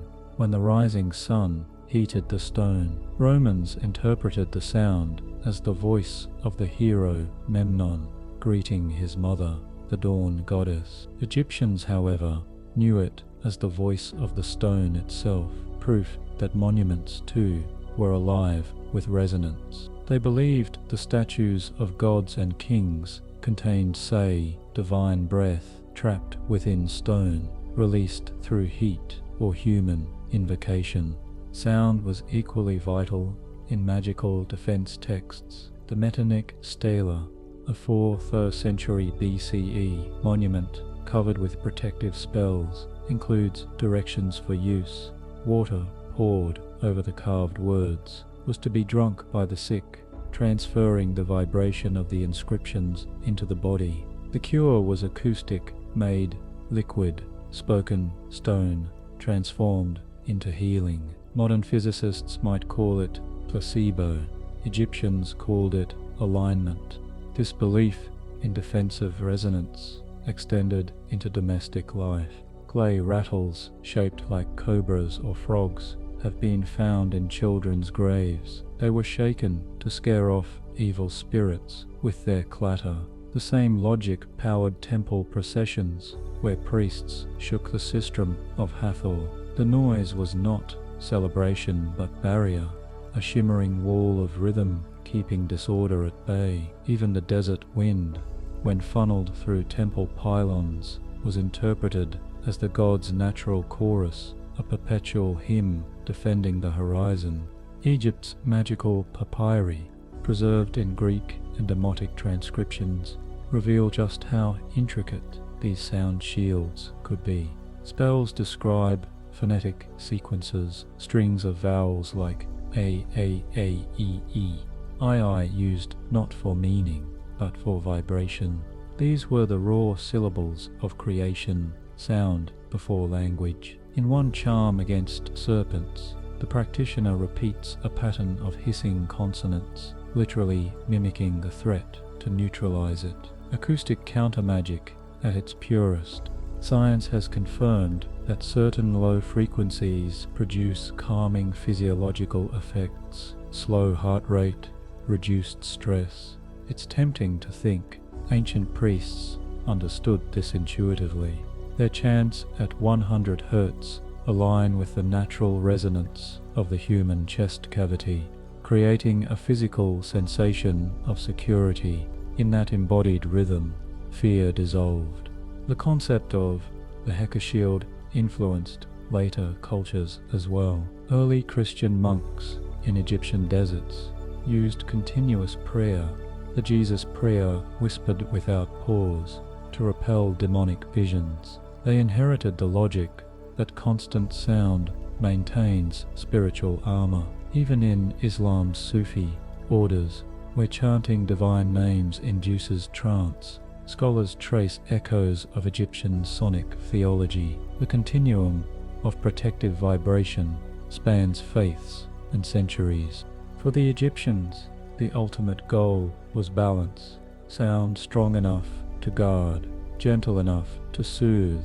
The same hymns that repelled demons also welcomed the gods. Their world was not divided between magic and worship. Both were frequencies of the same voice. To live rightly was to stay in tune. Standing today in the darkened tombs of the Valley of the Kings, researchers often note how a single whisper lingers, repeating itself faintly along the stone. It's easy to imagine ancient priests hearing that echo and believing it, proof that their words survived death. The resonance has indeed lasted. Every visitor who speaks inside those chambers renews the old protection. Egypt's silence is never silent. It hums. Through sound, the Egyptians turned mortality into music, fear into harmony, memory into vibration. They believed that as long as their voices, recorded in stone and chant, continued to reverberate, chaos could never fully return, and in that belief lies the bridge to their next great experiment, not merely defending the soul, but transforming it, teaching it to travel beyond sound, beyond sky, into the secret geography of the underworld. To the Egyptians, death was not a fall into nothingness, but a journey through mapped terrain. They called it Duat, the underworld, a labyrinth of rivers, gates, and caverns stretching beneath the visible world. It was neither hell nor heaven, but a mirror Egypt, shaped by moral and cosmic order. Every dawn, the sun god Re travelled through it, and every soul hoped to follow his path safely. Geography became theology, and the cartographers of eternity were priests. The earliest topographies of Duat appear in the pyramid texts, where they describe the king climbing ladders to the sky, or sailing canals of fire. But by the New Kingdom, the underworld had expanded into a vast, detailed landscape. Tomb walls of Seti, Dawar, and Ramses VI at Thebes unfold as atlases in stone, a series of registers showing the solar bark moving through 12 regions, one for each hour of night. These images form the Amduar, that which is in the underworld, perhaps the oldest illustrated book in human history. The first hour begins where the sun sets at the western horizon, symbolized by a double lion, yesterday and tomorrow, guarding the gate. There the god meets the souls of the justified who welcome him with hymns. Their joy is not eternal rest, but participation. They will crew the bark through the darkness. Each subsequent hour presents new landscapes, lakes of flame, fields of reeds, caverns filled with serpents or stars. Every feature has moral and cosmic logic. Fire destroys enemies of order, but warms the righteous. Serpents guard treasures, yet symbolize renewal. Darkness conceals danger, but also gestation. In Duat, opposites coexist as in life. Archaeologists deciphering the Amduat notice that its diagrams correspond roughly to astronomical zones. The first 6 hours align with the night sky's descent from west to meridian, the next 6 its rise to dawn. In this sense, the underworld is the reverse of heaven, an invisible counterpart, maintaining celestial balance. When Rai's boat enters, he carries the sun's disk concealed within his body. The voyage through Duat is thus the passage of light through matter, spirit through decay. Each night's journey ensures the next day's sunrise. Cosmology and soteriology merge into one continuous cycle. The fifth hour reveals the deepest mystery, the cave of Sokar, god of silence and transformation. Here the solar bark halts. Ro unites with Osiris, lord of the dead. For a moment, the god of life becomes the god of death. The fusion renews both. Texts call this the moment when the two become one. Egyptologists interpret it as symbolic of midnight, when energy reverses direction. For Egyptians, it was proof that rebirth requires descent, not escape. To rise, one must first be still. The walls of these tombs are covered with intricate figures, human-headed serpents, stars on legs, figures pulling ropes through pools of water. To modern eyes, they look surreal, but to ancient readers, they were instructions. The soul, upon entering Duat, was expected to recognize landmarks, name guardians, and recite passwords. One mispronunciation could mean disorientation. The geography doubled as examination. Knowledge of order equaled passage. Memory was salvation. Alongside the Amduat circulated companion texts, the Book of Gates, the Book of Caverns, the Book of the Earth. Each offered a variant map. In the Book of Gates, 12 doors divide night, each guarded by a serpent and an armed deity. The deceased must know their names: Sefket, Nezet, Rewrote, and greet them with formulas of respect. This ritual geography echoed Egypt's political landscape, where every province had its gate, every river branch its guardian. The world below mirrored the bureaucracy above. The Book of Caverns, discovered in fragmented form in the tomb of Ramses VI, goes further inward. It divides Duat into deep hollows filled with coffins of gods and kings awaiting resurrection. Each cavern holds the energy of a hidden sun. When Raj passes, he revives these beings, granting them a share of his light. The text's imagery is apocalyptic, fields of corpses igniting as stars, yet its meaning is regeneration. The dead themselves fuel dawn. Life feeds on life's memory. Archaeological evidence shows that Egyptians internalized this cosmic geography in miniature. Coffins and sarcophagi often bear maps of Duat on their interiors, tiny copies of the great wall paintings. The mummy lay within, like Ray in his boat, navigating by inscription. Some coffins even include small wooden models of the solar bark, complete with crew. The soul's voyage was pre-rehearsed in craftsmanship. Geological observations add another layer. Many Douay scenes resemble the limestone caves and Nile tributaries of Upper Egypt. The River of Fire, for instance, could describe the molten glow of mineral deposits lit by torches. It's possible that the physical experience of burial, descending ramps into torchlit chambers, inspired the mythic topography. The underworld wasn't imagined from nothing. It evolved from the country's own landscape, inverted and eternalized. Moral geography structured judgment as well. At the eastern end of Duat lay the Hall of Two Truths, where hearts were weighed against the feather of Ma'at.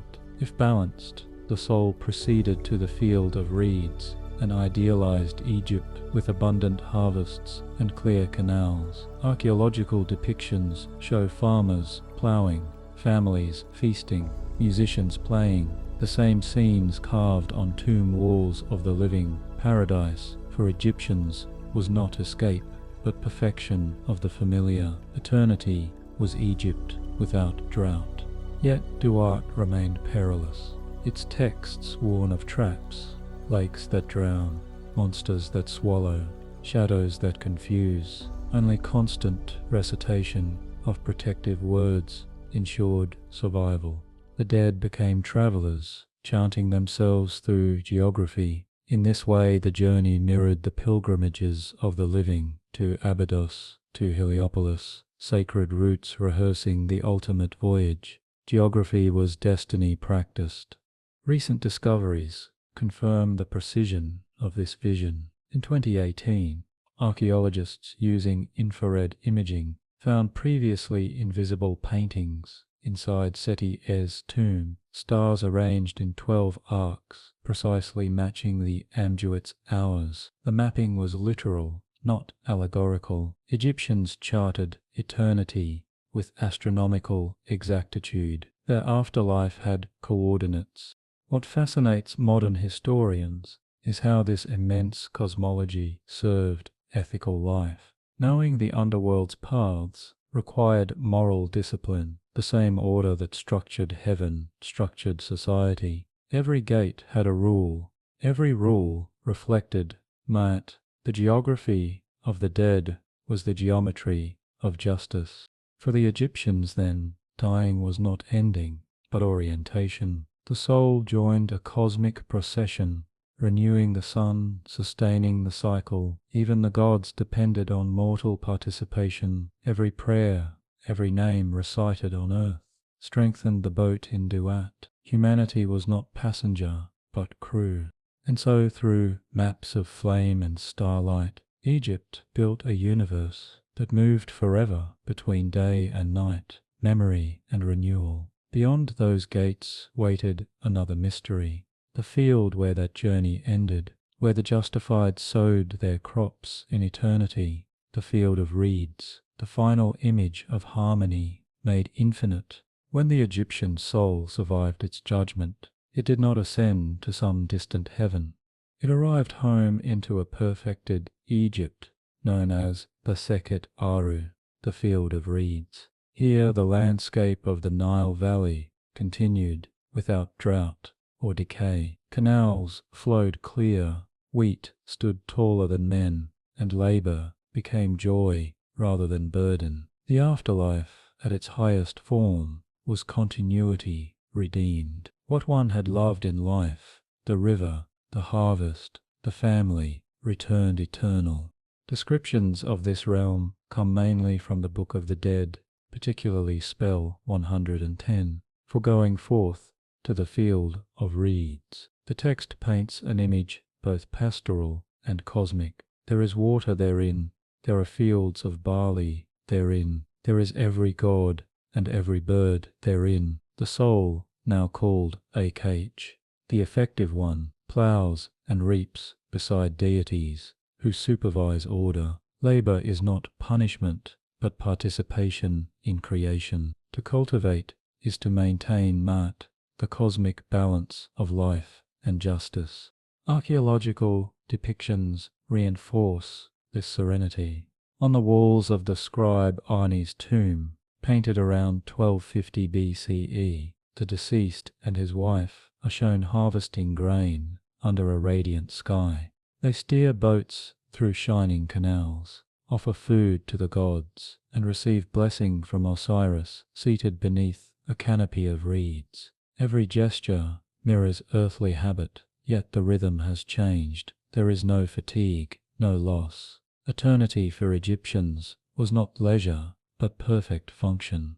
This concept startled early Western scholars, who expected visions of blissful rest. But the Egyptians distrusted idleness. Existence itself was a form of work, the divine maintenance of order against chaos. In the field of reeds, each justified soul continued their trade. Builders erected temples, singers performed hymns, scribes wrote names. Tomb inventories sometimes include model workshops and granaries, miniaturized tools to be enlarged by magic in the next world. These were not toys but instruments of cosmic economy. The universe ran on service. Geographically, the Sekhet Aru lay at the eastern edge of the Underworld, beyond the final gate of Duat. The sun god Ra emerged here each morning, resurrected from night. Souls who had joined his bark throughout the dark journey disembarked to dwell beside him at dawn. The horizon itself was paradise, light reborn. Egyptian funerary texts often call the dead he who rises in the east. Death, reverse direction. The west meant descent, the east ascent. To face sunrise in tomb paintings symbolized triumph. The field of reeds was structured like Egypt, but multiplied. Each field stretched 120 cubits, each canal 300 cubits, numbers chosen for their balance rather than measurement. The place was both real and ideal. Archaeologists have found funerary amulets inscribed with the address of the blessed, listing not stars or clouds, but villages. He of Thebes, now dwelling in the field of reeds. Eternity had postal logic. Communication between the living and the blessed continued through letters and offerings. Tomb stelae urge descendants to pour water and speak names, so that my soul may eat and drink with you in the field. Food offerings were thought to cross dimensions through ritual language. What the living placed before a stele became nourishment for the dead's perfected body. In that reciprocity, family devotion became a bridge between worlds. The moral precondition for entry into this paradise was Ma'at Keru, being true of voice. Only one whose heart balanced against the feather of Ma'at could pass. The phrase means more than righteousness. It implies harmony. To be true of voice was to resonate with the order of the universe. Paradise was a choir, not a kingdom. Yet within this vision lurked an uncanny feature, mirrors of self, several coffin texts, speak of the justified soul meeting his own image who greets him. Scholars debate whether this double represents the K, the twin of vitality, or the shadow made pure. Either way, paradise included reflection. The soul encountered itself endlessly, an eternal dialogue. Egyptians saw identity as relational, even in perfection. To know oneself required another self. The field of reeds thus became a hall of mirrors, where recognition replaced loneliness.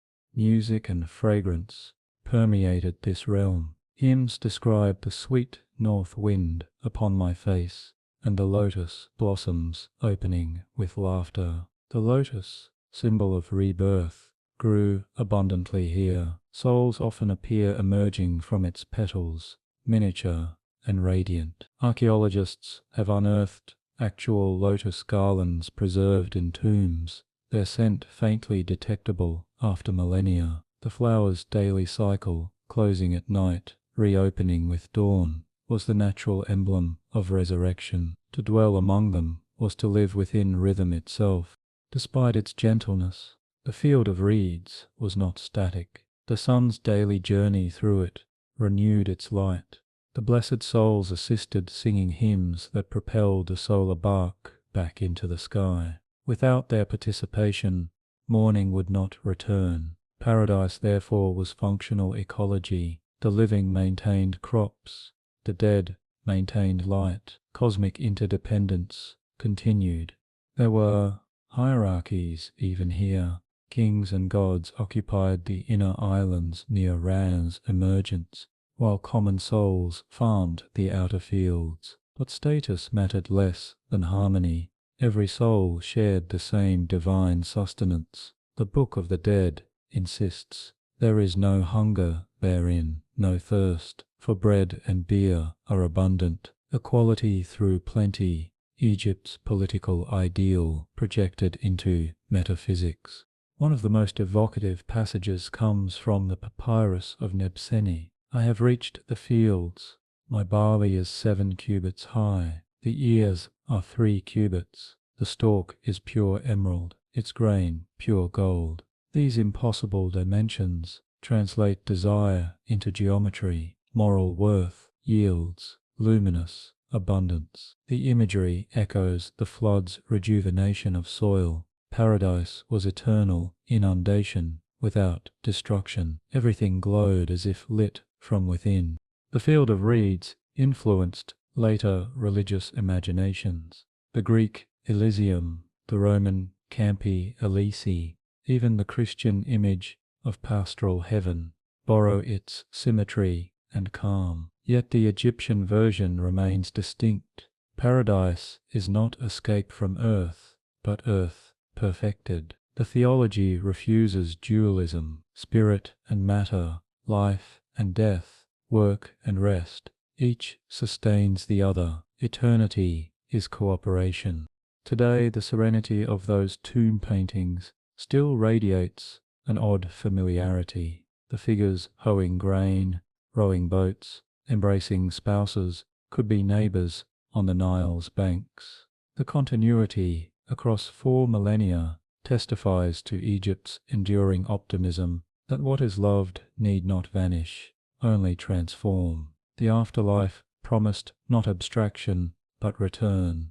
And yet, beyond the calm surface of the Sekhet Aru, the priests whispered of something further still, an existence beyond even paradise, where souls shed individuality entirely and fused with cosmic essence. They called it Akim-Ak, the luminous in the luminous. To reach that state was to transcend fields and stars alike. Our next section enters that domain, the final transformation, when the soul becomes pure light. For the Egyptians, the journey of the soul did not end in the harvest fields of eternity.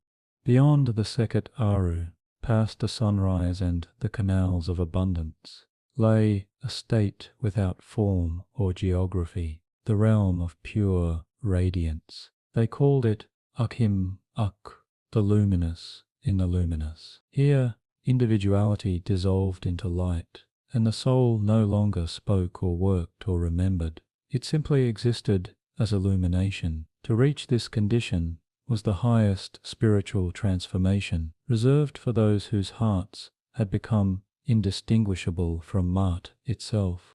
The word Akh itself means both effective and shining. It describes a soul fully integrated into the divine order, capable of influence across realms, while the Ka remained tied to the body and the Ba wandered between worlds. The Ark transcended both. Texts describe it as a star or a flash of gold, the color of imperishability. In a hymn from the New Kingdom, the deceased prays, "May I become Ark among the Aku.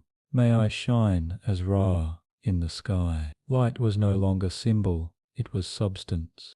Archaeologists first encountered this concept in the coffin texts of the Middle Kingdom, where spells for transformation into Ark appear beside others for metamorphosis into birds, lotus flowers, or serpents. Each transformation represents a phase of mobility or perception, but the Ark is final. It encompasses all forms, yet remains unbounded.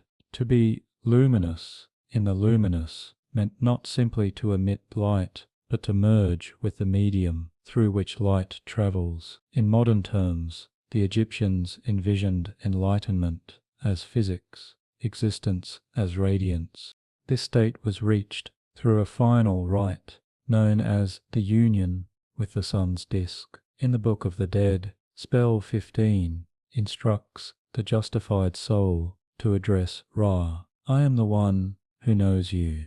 I see you, and I join myself with your rays." The ritual involved both recitation and visualization. Priests, guiding the dead, imagined the soul rising into the solar orb at dawn, dissolving within its brilliance. When the sun disappeared each night, those same souls accompanied it into the underworld, ensuring cosmic continuity. Light was both destination and duty. Tomb inscriptions from Thebes illustrate this ascent vividly. On ceilings above the burial chambers of Ramses VI and Nefertari, the goddess Nut arches across the sky filled with golden stars, each star labeled Ark. The bodies of the justified were laid directly beneath, so that their resting places mirrored the heavens. For Egyptians, the difference between lying in a tomb and shining in the sky was perspective, not substance. The tomb was a cocoon of light, awaiting ignition.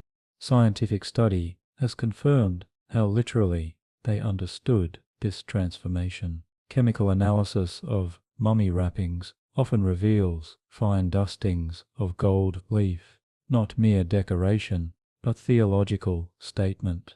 Gold, immune to tarnish, embodied the eternal. The shimmering surfaces of sarcophagi, reflecting torchlight during funeral processions, recreated the appearance of the Ak already achieved. The dead glowed before burial. Light itself became their final garment. But the transition into luminosity required moral purification as much as ritual skill. The Ak was incompatible with falsehood or anger. In the instruction for Merakah, a Middle Kingdom wisdom text, the king advises his son, "Do truth, for it is great, it endures, and leads to Ak." The luminous being was not granted by favor, but earned through ethical resonance. Radiance equaled righteousness. The priests visualized this final union as a series of expansions. First the soul shed its shadow, then its individual K dissolved into the collective life force of creation. Finally, consciousness itself merged with the light of Re, losing distinction. Yet paradoxically, this annihilation did not mean loss. Egyptian metaphysics accepted that one could disappear outward and still remain effective, a candle no less real because it has joined the sunrise. Mystical texts from the late period hint that initiates sought to experience this union before death. The Book of Breathing contains instructions for making a man divine while on earth. The candidate was to inhale incense smoke while reciting solar hymns, imagining the particles entering his body as sunlight condensed. Some temple inscriptions describe priests who become luminous each day, suggesting a ritual practice of temporary illumination. Egypt's theology thus merged cosmic order with personal mysticism centuries before comparable doctrines arose elsewhere. In art, the ark was represented by the crested ibis, its feathers gleaming white in sunlight. The bird's long flight and solitary nature symbolized transcendence. Amulets of its shape were placed near the throat of mummies to ensure eloquence in the divine realm, speech transformed into light. Even language itself was destined for luminosity. Hieroglyphs painted in yellow or gold signified words spoken by Aku. Text became radiance made visible. The physical universe reflected this doctrine. Astronomically, the Egyptians saw the sun not as a ball of fire, but as a living heart pumping light through heaven's veins. Each sunrise was a pulse of divine energy, each sunset a return to source. The Aku participated in this circulation. When modern astrophysicists describe stars recycling matter through fusion, they unknowingly echo a 4,000-year-old intuition, immortality as energy conserved.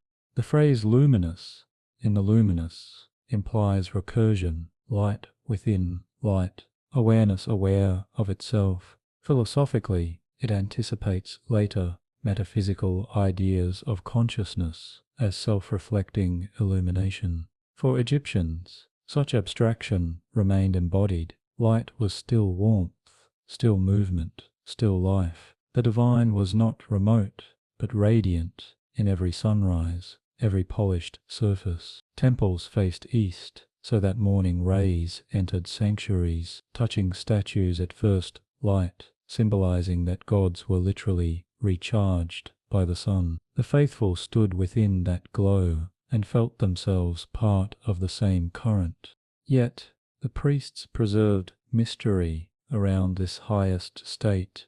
Some texts warn that to describe the Ak fully would cause mortal ears to crack as papyrus in the fire. The experience, they said, could be known only by being it. Silence was its proper hymn. In a fragment from the temple of Hebes, a priest whispers, "He who is luminous knows without word, sees without eye, moves without limb." The vocabulary of paradox protected the ineffable. Modern scholars occasionally call this stage Egyptian nirvana, but the comparison flattens difference. The Ak does not escape existence. It sustains it. By merging with the solar light, the soul helps propel the world. Every shining star was a worker in the factory of dawn. Eternity remained participatory.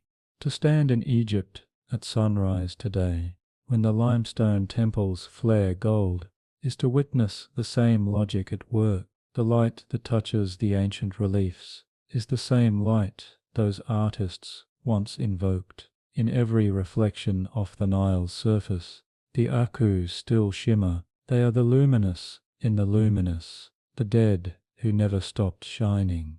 And as the Egyptian texts suggest, that light does not end at the horizon of their theology. Beyond even the sun's path, they imagined a final convergence, the return of all radiance into the unseen source, where even gods pause to listen. There, silence and brilliance meet, that threshold where light becomes memory and memory becomes being, awaits in the final chapters of their mystery. At the end of every Egyptian map of the afterlife, when the gates have been crossed and the stars transcended, the text often breaks off. The scribes, so precise elsewhere, fall into fragments. He returns to his beginning. He becomes what was before. He joins the one who came first. The destination no longer fits description. It is the teptepi, the first occasion, the moment of creation repeated as completion. The Egyptians believed that all souls, even the luminous Aku, eventually curve back toward this origin. The circle closes not in darkness, but in brilliance, too vast to name. The myth of creation offered the first clue. In the Heliopolitan cosmogony, the god Atum arises from the primordial waters of Non, a boundless ocean of potential. He creates the world by speaking his own name, generating light from solitude. To return to the source was therefore to reverse that act, to dissolve speech back into silence, form back into fluid possibility. The soul's final pilgrimage was not escape, but homecoming to the element that had once uttered it. The priests of Heliopolis portrayed this return through the image of the scarab beetle, Kepa, whose name also means to become. Each morning, the beetle pushes the sun across the sky, and each night buries it underground to be reborn. The cycle of the scarab symbolized the endless self-renewal of creation. The Ak, having achieved light, would follow the same rhythm, rising, shining, sinking, and returning. Eternity was motion, not stasis. Philosophically, this idea matured in the late period, when Egyptian theologians sought to reconcile their solar myths with a growing sense of divine unity. In the book of the Great Manifestation of Re, preserved in fragments at Hebes, the Creator declares, "All gods are my limbs, all beings are my shadows. When I draw them back, I am one again." Here, individuality itself is temporary. Gods, humans, even stars exist as outward gestures of a single source that periodically reabsorbs them. Creation becomes respiration. The universe inhales and exhales being.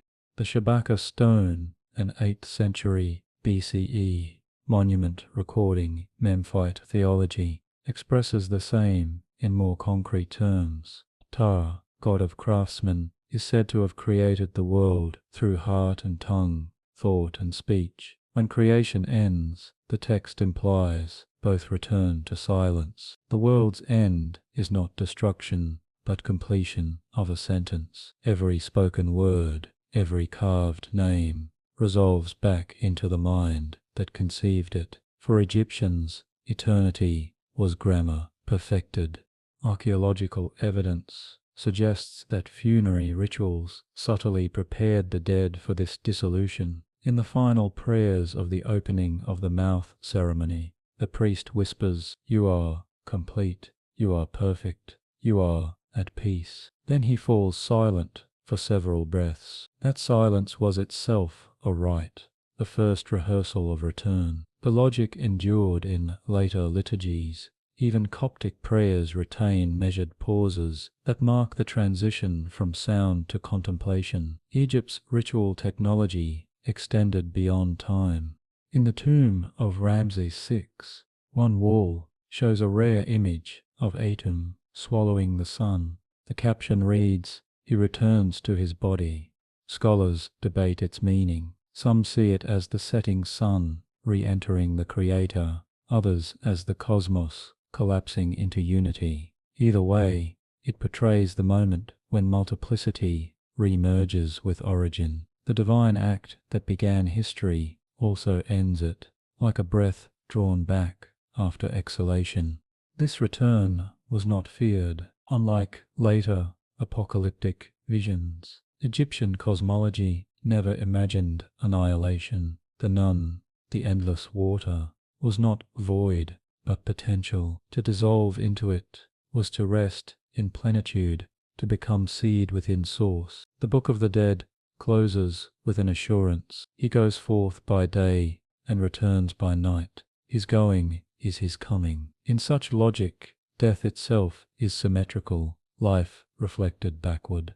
Yet priests maintained secrecy about the precise mechanics of this reunion. They called it the mystery of the West, revealed only to those who have entered the light without shadow. Some late papyri use the cryptic phrase, "He passes beyond Ra," implying transcendence of even the solar deity. To surpass the sun was to move into the unlit brilliance that predated it, the invisible light of the Nun. Later philosophical traditions, from Neoplatonism to early Hermeticism, would borrow this imagery of reabsorption into the One, but in Egypt it remained ritual rather than abstraction. The goal was not knowledge, but balance. In daily temple practice, this cosmic return was enacted through a simple gesture. At sunset, priests closed the shrine doors on the god statue, extinguished lamps, and murmured, "May you return safely to your source." Each night repeated the universe's inward breath. The following dawn, reopening the doors, symbolized the outward surge of creation. Through repetition, the priests ensured stability. Through stability, eternity. The cosmos pulsed with their rhythm. Modern scholars studying the continuity of these rituals note that Egypt's notion of cyclical time, Nihi, differs fundamentally from linear history. Time is not a river, but a heartbeat. The return to the source is built into every moment. The end already coexists with the beginning. This worldview permeated Egyptian art. Temples expand outward from central sanctuaries the way waves ripple from a drop, and reliefs spiral toward their focal point, guiding the eye back to origin. Aesthetic mirrored theology. The moral dimension of return lay in gratitude. Wisdom texts urge the reader to remember the day of your beginning, that you may know your path. To live justly was to align daily behavior with cosmic rhythm, generosity as reflection of creation's gift, humility as readiness for reabsorption. A person who clung to possessions or pride resisted the natural flow, and thus suffered spiritual fragmentation. The virtuous accepted impermanence as privilege, to give back what one had borrowed from the source.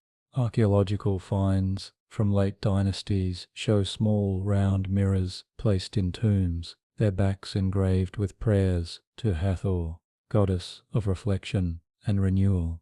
These mirrors symbolized the soul's final sight before merging with light, the last recognition of self before self vanished. When rays of morning sun entered the tomb through slits in the ceiling, they struck those mirrors and scattered across the chamber, literalizing the moment of dissolution into radiance. Light returned to light. Modern cosmology offers a poetic echo of this ancient intuition. Stars burn hydrogen into heavier elements, scatter them in death, and from those remnants new stars form. Matter re-enters the source it once left. In scientific language, Egypt's metaphysical circle persists. The physics of return vindicates the theology of continuity. For the Egyptians, the return to the source was the assurance that nothing, neither God nor soul nor light, was ever lost. Every journey, every prayer, every sunrise ultimately folds back into the same silence that once spoke the world. And in that silence, they believed, lies rest beyond comprehension, not absence, but fullness without edge. The final chapter of their mystery takes us to that threshold, the place where silence itself becomes eternal witness, and Egypt's long conversation with eternity falls quiet. At the end of the Egyptian journey, the crossing through judgment, the passage of stars, the dissolution into light, one mystery remained. If every soul returned to the source, who remembered? The priests answered with a concept almost beyond theology, the seer, the faculty of divine perception, the cosmic memory that observes without acting. The seer was not a god in form, but a principle of awareness woven through creation. It was the eye that never closes, the witness for whom even gods exist as thoughts. In hieroglyphic inscriptions, seer often appears beside Thoth, the god of writing, and Hu, the power of utterance. Together they represent the triad of consciousness, perception, expression, and record. If Thoth wrote the universe, and who spoke it, Sia saw it into being. In the Book of the Heavenly Cow, a myth explaining the origin of death, Sia advises Re when humanity rebels. His role is observation, leading to judgment. Yet, unlike other divine figures, Sia never disappears. He is the witness, both before and after creation, the thread linking cycles. When the universe returns to the source, it is Sia who remembers the way. For the Egyptians, awareness itself was eternal. Each soul carried a spark of that witness, which they called Bersia, the knowing heart. Even in dissolution, that awareness did not vanish. It rejoined the total consciousness of the cosmos. Thus, immortality was not personal persistence, but participation in perception. The universe remembered itself through every being that had ever lived. Evidence of this belief appears in temple inscriptions that liken the Eye of Re, often personified as a goddess, to the total seeing of creation. In the Litany of the Sun, the eye roams through heaven, earth, and underworld, watching all that exists. The priests read this not as surveillance, but as compassion, the gaze that sustains. To be seen by the eye was to continue. To fall outside its view was to dissolve utterly. The faithful prayed daily, "May your eye look upon me, that I may be." Existence was visibility in divine memory. Archaeology has revealed how this idea shaped architecture. The layout of major temples, such as Karnak and Abu Simbel, funnels light into the sanctuary twice a year on solstitial days, illuminating the statue of the god. These alignments transformed sunlight into sight. The god saw and was seen. Inscriptions describe the moment explicitly. His eye awakens, his face shines, Mount is renewed. The temple itself became a mechanical memory, replaying creation's recognition. In private life, the concept of witness expressed itself through the statue. Each tomb contained a sculpted image of the deceased positioned to face offerings. The statue's eyes were carved with meticulous realism and sometimes inlaid with rock crystal, giving the uncanny illusion of life. The belief was simple. As long as those eyes could gaze upon the world, the car could receive sustenance. The stone watched for eternity. Modern restorers report that even faint light in those tombs reflects from the crystal pupils like a living glance. The persistence of awareness in matter. Theological texts deepened this intuition into metaphysics. In the Book of Knowing the Creations of Ra, the god declares, "I am he who opens eyes so that they may see." To exist was to be awakened into perception. To die was to be folded back into the seeing that sees all. The cycle of birth and death thus became the blinking of the cosmic eye. When the eye closed, the world rested. When it opened, creation began anew. Time itself was the rhythm of attention. This doctrine carried ethical consequence, since every act occurred under divine observation. Morality was inseparable from transparency. The confession formula, "I have not stolen, I have not killed, I have not caused pain," was not addressed to judges, but to the witnessing universe. To lie was futile. The eye had already seen. Mat, goddess of truth, stood not as lawgiver, but as the still point of recognition. Justice was awareness aligned with itself. Even after Egypt's decline, echoes of this cosmic witness survived. Greek and Roman philosophers visiting the Nile reinterpreted it as nous, the universal mind. Early Christian mystics in Alexandria later called it logos, the word that perceives and sustains all things. In every transformation, the Egyptian essence remained consciousness as continuity. The world endures because it remembers. In modern science, there is a strange parallel. Physicists speak of light as both wave and particle, capable of existing in many states, until observed. Observation collapses potential into form, a universe that requires awareness to define it. The Egyptians, in their language of gods and eyes, had long suggested the same. Existence, they believed, is participatory. Reality unfolds because it is witnessed. The temple, the tomb, the human heart, all were mirrors for the gaze of creation. The final blessing in many funerary papyri reflects this serene confidence. After the last spell, after the final hymn, one sentence remains: he sees, he is seen, he endures. The verbs loop endlessly, no subject, no object, only awareness, reflecting awareness. It is perhaps the simplest theology ever written, hidden within one of the world's most complex.